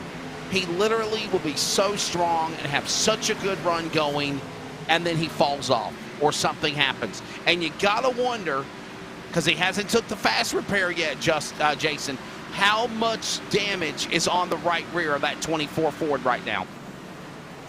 I tell you what, Wesley, that's definitely what's causing him to be so far back compared to where he's been. I mean, currently sitting 12th right now. You just said the Dirty Dozen spot, just shy of the top 10 by 2 spots. I mean, if Jeff really wants to win this race, I think he's going to have to take that fast repair if we do get a late caution.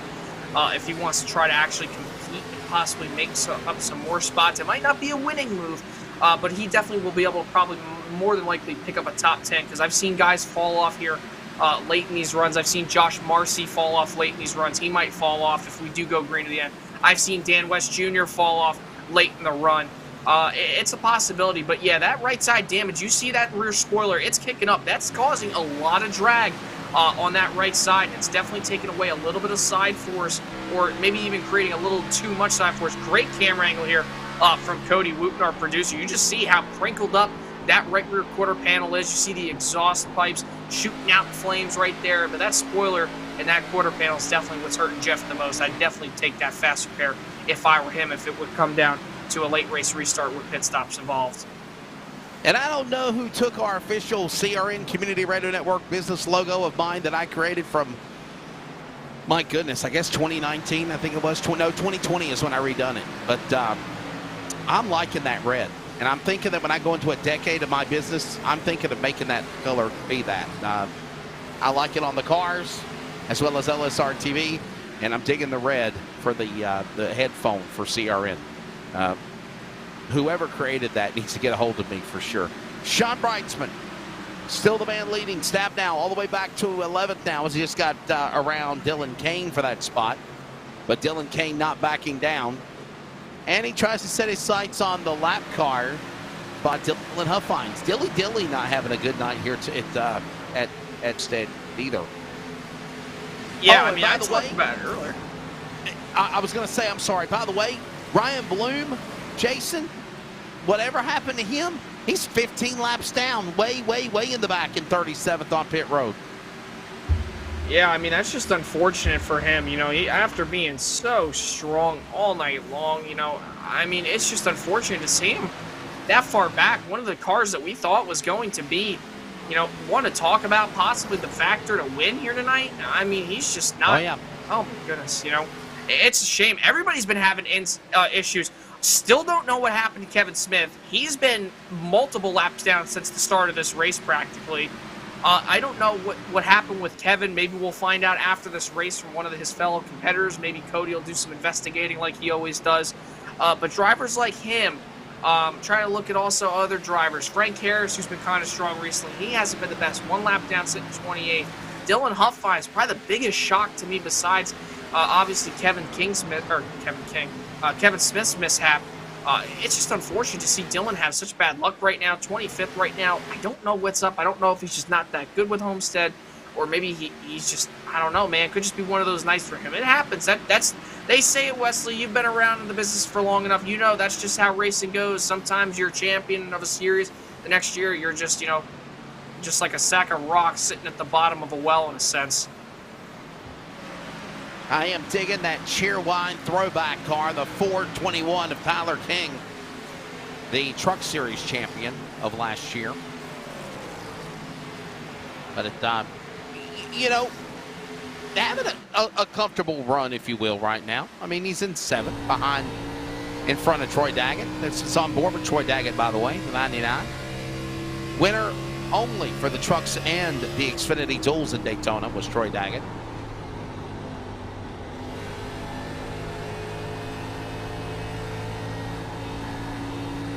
$25 to go. And by the way, Jason, he's one of those guys that have, you know, they've really improved too. I mean, he used to be one of the drivers that would wreck and cause accidents or be caught up in the big ones or have handling issues. And Troy Daggett's come a long way. Right now, a solid top 10 for the 99. On board with him out of turn 4.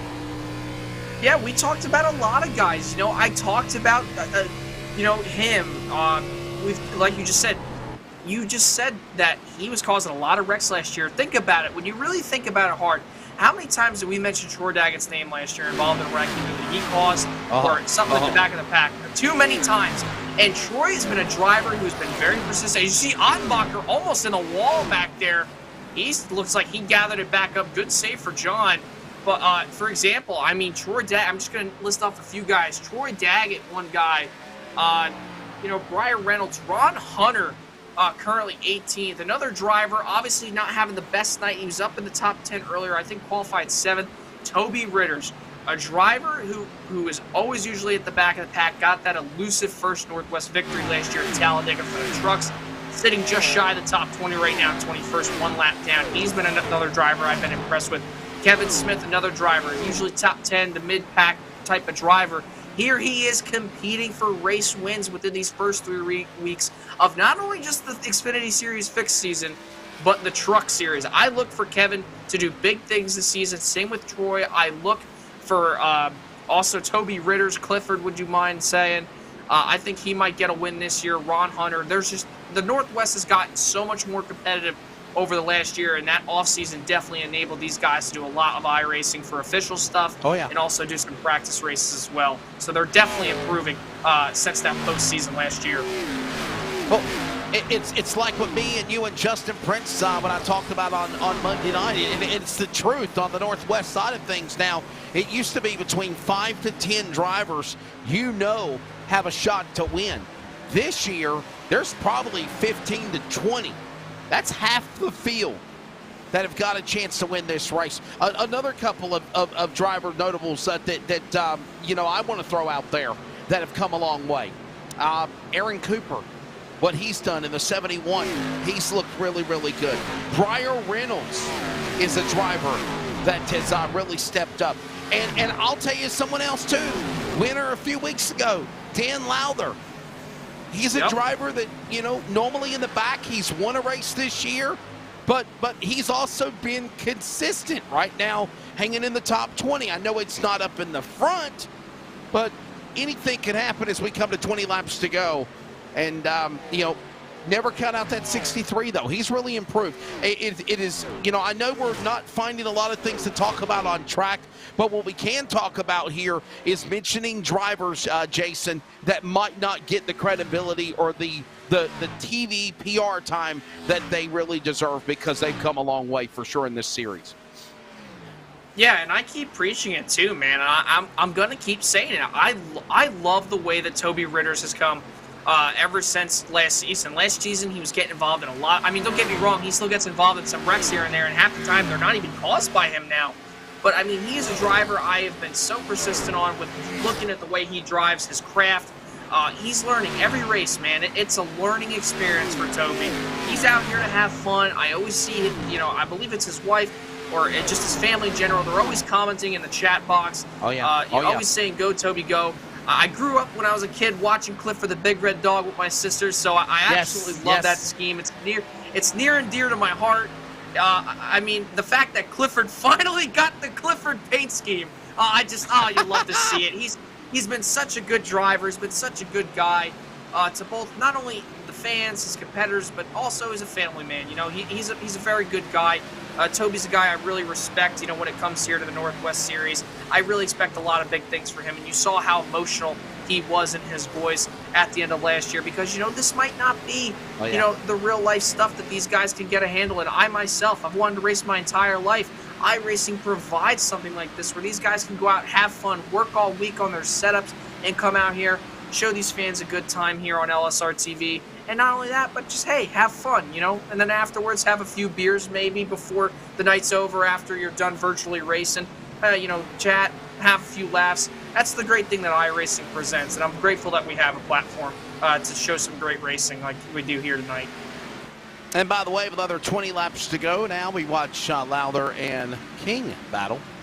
Of course, Lowther is, I think, about to go a lap down, or he is going to go a lap down. That is Tyler King making the pass on him. Lowther is trying to fight to stay on the lead lap, if you will, as Sean Brightsman is coming after them hot and heavy. That's the leader in the 46. And by the way, we're under 20 laps to go. We're also coming up on the top of the hour. We'll pause for 10 seconds of radio identification and bring you to the finish tonight from Homestead-Miami on LSRTV and CRN. As coverage of iRacing on LSRTV and the Community Radio Network simulcast coverage for round number 3 tonight for the Northwest CLICKIT RV Fixed Series Xfinity B cars from Homestead-Miami Speedway. And right now, Sean Brightsman is the leader. He is. Sean Brightsman is the leader, car 46. The question is, here he comes, moving by lap cars. Stephen O'Hare is in second. Jason, your money's on Stephen O'Hare, but he's 2 seconds back to the 46 teal green and white car of Brightsman. Can he get him? We're under 15 to go. Man, Wesley, he might be able to get him. We were just saying right there when we paused for 10 seconds of radio identification, that last time around, they both ran identical laps, both a 35.21. I think if Stephen wants to try to catch Sean, he's going to have to probably work that bottom a little bit longer, maybe with about 5 laps to go, maybe 10. I'd say start working that high lane, man. You got those tires saved up. Sean's been running the bottom too, but I think Stephen's enough, if not maybe a little bit more experienced than Sean in a sense, because I've seen Stephen a little bit more up at the front than Sean, but I know those two are great buddies. They're really friendly with each other. They're going to duke it out hard. Their gap is kind of maintained, and I've been saying, like I said, when we went to pause for that radio identification, Stefan was coming, man. He was a little bit faster, but now their kind of times are equalizing out. Still about a 2-second gap. I think, like I said, if the 41 wants to try to catch Sean, I think within the next 3 laps, you might have to start working the top, searching around for some grip. 12 laps to go when they come to the line. There's the leader again. And there is Marcy in third. O'Hare trying to move around that 20 car, the AC Delco machine of kinds. Trying to clear by that lap car. Right now, 18 cars on the lead lap. Chris Kynes, by the way, was already several laps down. Marcy right there in P3. He's trying to run down Kynes' car, the AC Delco throwback number 20. And the laps are also winding down, and that is in the favor of Sean Brightsman, by the way. Yeah, Sean's just absolutely running away a little bit, actually. Now he's gained up about 0.2 of a second up on Stefan O'Hare right now. So, man, it's going to be interesting to see. But I tell you what, Wesley, you said it to me, and I think you might be right. But so far, it's been a really clean race. Only about, I think, like 1 or 2 cautions.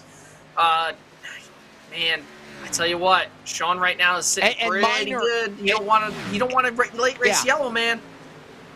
And I wanted to elaborate more on what you said. Minor things as well, Jason. No multi-car accidents or big pile-ups or anything of that category. We had a car that got stalled and spun with a caution to come out during green flag pit stops.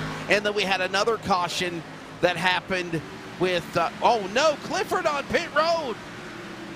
Something amiss on Toby Ritter's car for Team Win Racing. I don't know, Wesley. I actually think this might be a green flag pit stop for him, actually, because I did say that it was about 50 laps. I said it was about 50 laps from the last time they pitted to now. There might be some guys who pitted earlier than that, and they might be out of fuel. Oh, man. Yeah, he stalled the car out. It looked like coming out of pit road there. Yep, he stalled trying to exit on pit road. And with under 10 laps to go now, Ritters will come back on track. Now, remember, he's got to stay on that return road of the track until he works off the back straightaway to where the blend line is, and that's that cone right about there. And then he can blend back onto the traffic on the back straightaway. That is a legit rule, whether it's in iRacing or whether it is in NASCAR, the blend line. If you enter the track before you pass the blend line cone, you will suffer a penalty. And all the while, with 8 laps to go, Ritters will come back on track. Oh, let's see here. 30th. 2 laps down in 30th. Yeah. Here comes the leader out of Ford, just cleared by the Ford of Dana Rogers. And that Toyota Supra 46 of Sean Brightsman. Team LSRTV out in front, looking for his first win of the year. If he can pull it off in the driver originally from Puyallup, Washington, now Tucson, Arizona, the land of cactus. And obviously a big momentum boost for his year in the 46, especially Jason not having an opportunity to run for the Cup or Truck Championship last year. Yeah, that was unfortunate because Sean was always a guy who was usually up towards the front of the field. And the fact that he wasn't full-time competing, I don't know, man. I mean, here he is this year looking to come out of the gates fresh with a win here in just the 3rd race of the season. He's opened up that lead to a 2.5-second gap almost. That time around, he was about 0.25 seconds faster than Stefan O'Hare. But like I said earlier, Wesley, and you talked about it, he does not want that late race yellow because it very well could happen. 1 p.m. Eastern Time, 12 midnight Central, and of course it's now 10 o'clock in the Pacific Northwest for a lot of these drivers as they come to the home stretch. 5 laps to go now for Sean Brightsman. There is O'Hare. The interval now 2.3 seconds back, if you will. If you're Stefan O'Hare, if you're Joshua Marcy, if you're Paul Newton, Jason, you want to see a caution flag. You want to go to overtime. But if you're Sean Brightsman, no way, Jose. Bring this one to the checker flag and finish it out. Yeah, I think Stephen O'Hare is going to need a caution now, Wesley. I mean, with under 5 laps to go, he's going to need it. So is Joshua Marcy, Paul Newton, Ryan Gormley, Chris White. What a nice job by Chris White, by the way. Serious big shout-out to him as we look at his number 47 machine, diving it down to that bottom side, getting major Ricky Stenhouse vibes from that number 47 Chevy Camaro as he looks to try to get inside the top 5. Man, if he gets inside the top 5, this would be a win for Chris White because he stayed out, he stayed out, I believe, or took 2 tires at one point, whatever way it was, and he dropped all the way back, man. And here he is sitting inside the top 10, sitting 6th. What a great recovery for Chris White here tonight if he could come home inside that top 10 if there is no yellow flags. But yeah, all these guys definitely going to need a caution here, and Sean Brightsman is just, praising the Lord right now for no caution flag here with just under 3 to go. And Ryan Gormley with another solid top 5. As you saw him in front of White's car. Those top 5 are halfway to the back stretch now, going to 3. Sean Brightsman, 2.5 seconds on the interval now, 2.30 seconds. It fluctuates back and forth. He's got at least a 2-second gap on O'Hare. Crosses the line. 2 laps to go for the 46. For Team LSRTV, it'll be their first win for Brightsman this year, and I think it will be also the first Team LSRTV win if they pull it off. He's on the back straightaway. That's He's right, doing a Devin really West, good. It will actually there'll be a second win. Correction. Yes, second win. Yeah, Sean just had such a strong night. I can't wait to ask him in post-race, too, what he possibly did differently to prepare himself for this race. He takes the white flag. Barney the flagman waves that beautiful white sheet right there in front of his face.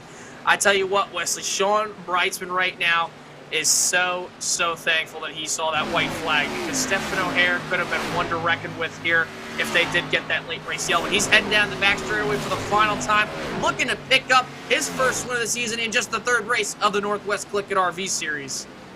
Works his way into turn number 3. He'll exit off of 3, exiting off of turn number 4. Sean Brightsman. And yes, it'll make it now 2 Xfinity races in a row where Team LSRTV has won, joining Devin West from last week. Sean Brightsman gets his first win of the year for the former Northwest Cup Series champion. The Toyota will get the victory. 2.8 seconds over Stephen O'Hare. Joshua Marcy and the rest of the field coming to the line in what was a very calm race. A race of fuel mileage coming down to strategy at the end, paying off. We saw 4 or 5 drivers at any given moment, Jason, that you could say would be the cream of the crop to win.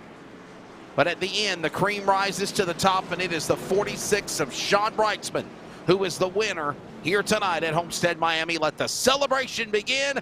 If you're new, we call this the LSRTV Northwest High 5 salute. Yeah, Sean just absolutely just put on the afterburners there late in the run. I mean, what a performance by him tonight. Like I said, I can't wait to ask him in post-race what he did differently. I mean, because Wesley, he was not that good in practice from what I remember, but qualified 25th, and he didn't just wreck twice. He didn't just wreck once. He wrecked twice in qualifying. You see, there we go. First Northwest salute. High 5 right there to him from Dan West Jr. with a little punt to him. Yeah. Yep. Yeah, so it's interesting to see how he really did this race, man, because I'm kind of shocked the fact that we're sitting here talking about Sean Brightsman as the winner. I really would have not expected Sean to be as strong tonight after that qualifying performance he gave. Oh, Tyler King upside down, and now the winner getting airborne. Flying upside down at the start-finish line is Sean Brightsman. Let the celebration begin. There you go. Man, the other night we had one fly so high it looked like he took off in orbit. I believe that was Kevin Smith, too, last week. He disappeared. Yeah, he disappeared. Well, as the celebration demolition derby that we call the High 5 Northwest Salute includes, here is your unofficial results for tonight's 3rd round from Homestead-Miami. 2 cautions, by the way. Sean Brightsman, the winner. There's the interval of win victory over Stephen O'Hare. Props, though, to Stephen O'Hare. Joshua Marcy, another podium finish. in the top 3. We'll grab a word with those drivers in the post-race show in just a moment, presented by the Press Box Motorsports Podcast. Paul Newton, Ryan Gormley, another solid top 5 for both of those drivers. Chris White redeems himself with another good top 10 finish. Troy Daggett as well. Dan West Jr., Tyler King, and B.J. Tidrick. A good top 10 for the drivers here tonight at Homestead there, Jason. Yeah, and then to round out your top 20, you got Tyler Kim. Comes home 11th. That's a pretty good result for him tonight. You didn't really talk much about him. Aaron Cooper, yet again, consistency strikes for him. 12th place. Jeff Stabnow, unfortunate for him, one of the fastest guys tonight. 13th, Robert Gamble. 14th, Dylan Kane, a nice solid top 15. Ron Hunter outside of the top 15, coming home 16th. Kenneth Garber, 17th. Briar Reynolds, 18th. Dan Lowther, solid top 20. John Ottenbacher rounds out your top 20. 21st, we'll find Sam Teets. Dylan Huff finds a lap down, as well as Chad Malik in 23rd. Seth Frazier, William Fletcher, top 25. B.J. Duvall and Frank Harris are the final cars of the top 27, at least a lap down. Then 2 laps down or more includes Chris Kynes in 28th. Toby Ritter's 29th, and Stephen Paulison will finish 30th. Yeah, round out the rest of the field. Gary Nichols, 31st. Dana Rogers, 32nd. Russ Lundberg, crazy-haired, bug-eyed face, whatever you want to call him. I know we have another guy with a bug-eyed face, but man, Russ Lundberg, always crazy with his photos. 33rd tonight. Zach Rush, 34th. Jaden Ledbetter, 35th. Roy Grande, 36th.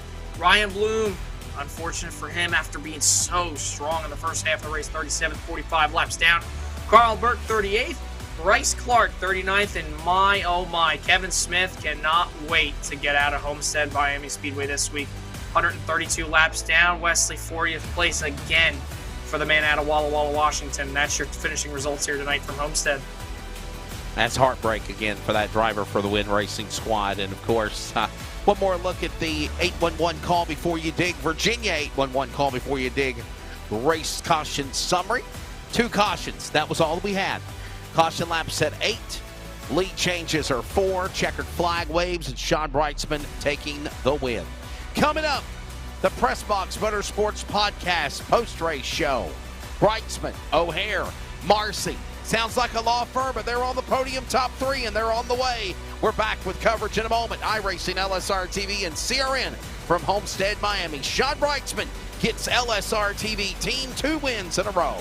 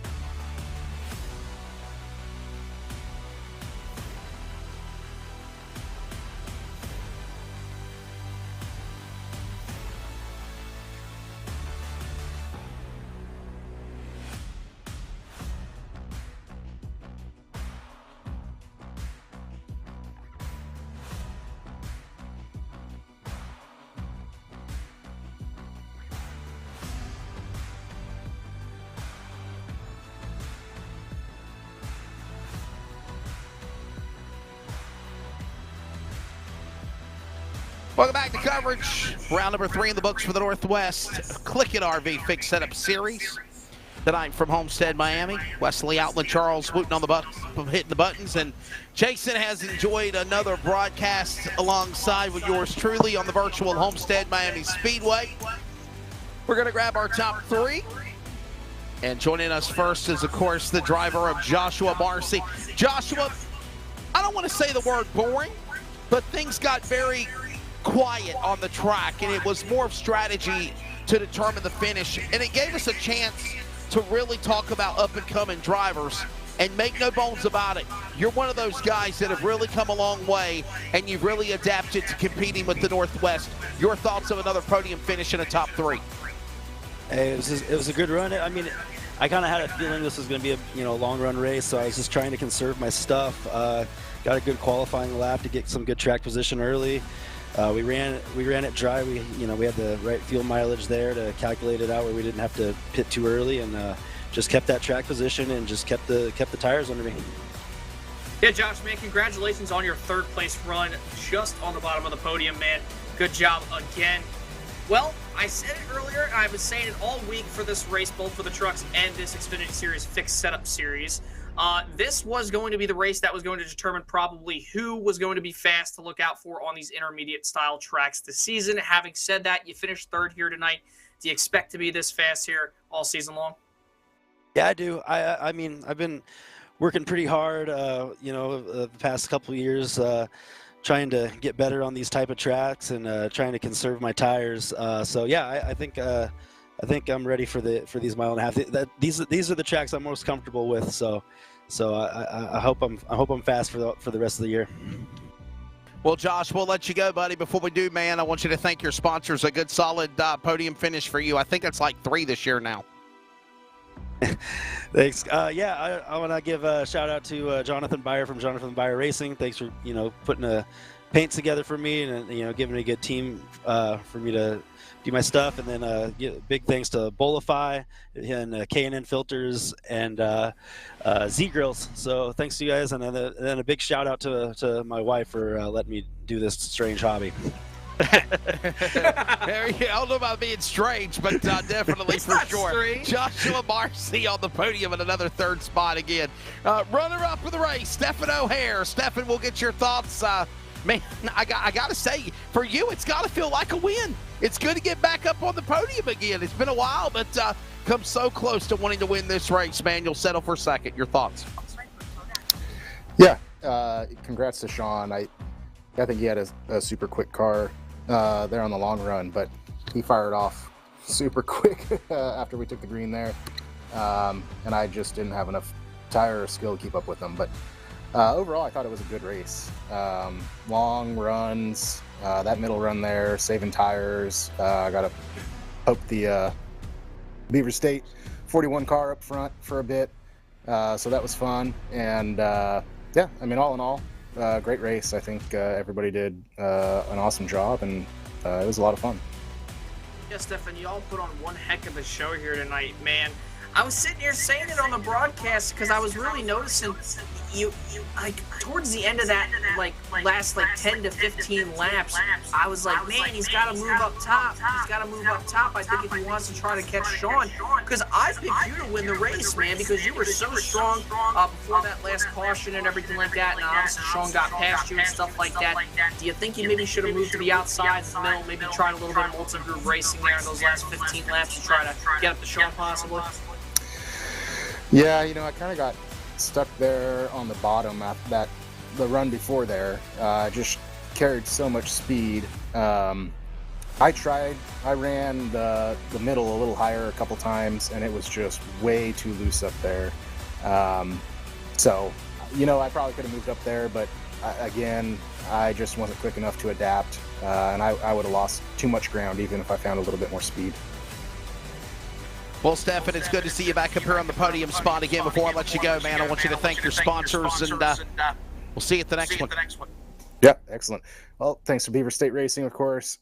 Great teammates. Thank Nicole Brand Photography, and certainly, Sean and all the guys in the Northwest Racing Series putting on a start to another great season, and all you guys at LSRTV for allowing all our friends and family to watch. Oh, there you go. There was the thoughts again for Stephen O'Hare, runner-up again in the race tonight. Good to see him back on the podium.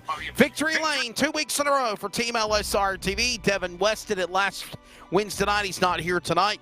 But Sean Brightsman has gone to victory lane. Sean, man, when's the last time you won a race? I'm trying to think. It's been a while, but it's good to see you back in victory lane again. Good job. That 46 car looked really strong in the end, especially when I thought you were going to get caught up in an accident between you and Ron Hunter early in the race. Your redemption on that and being in victory lane, sir.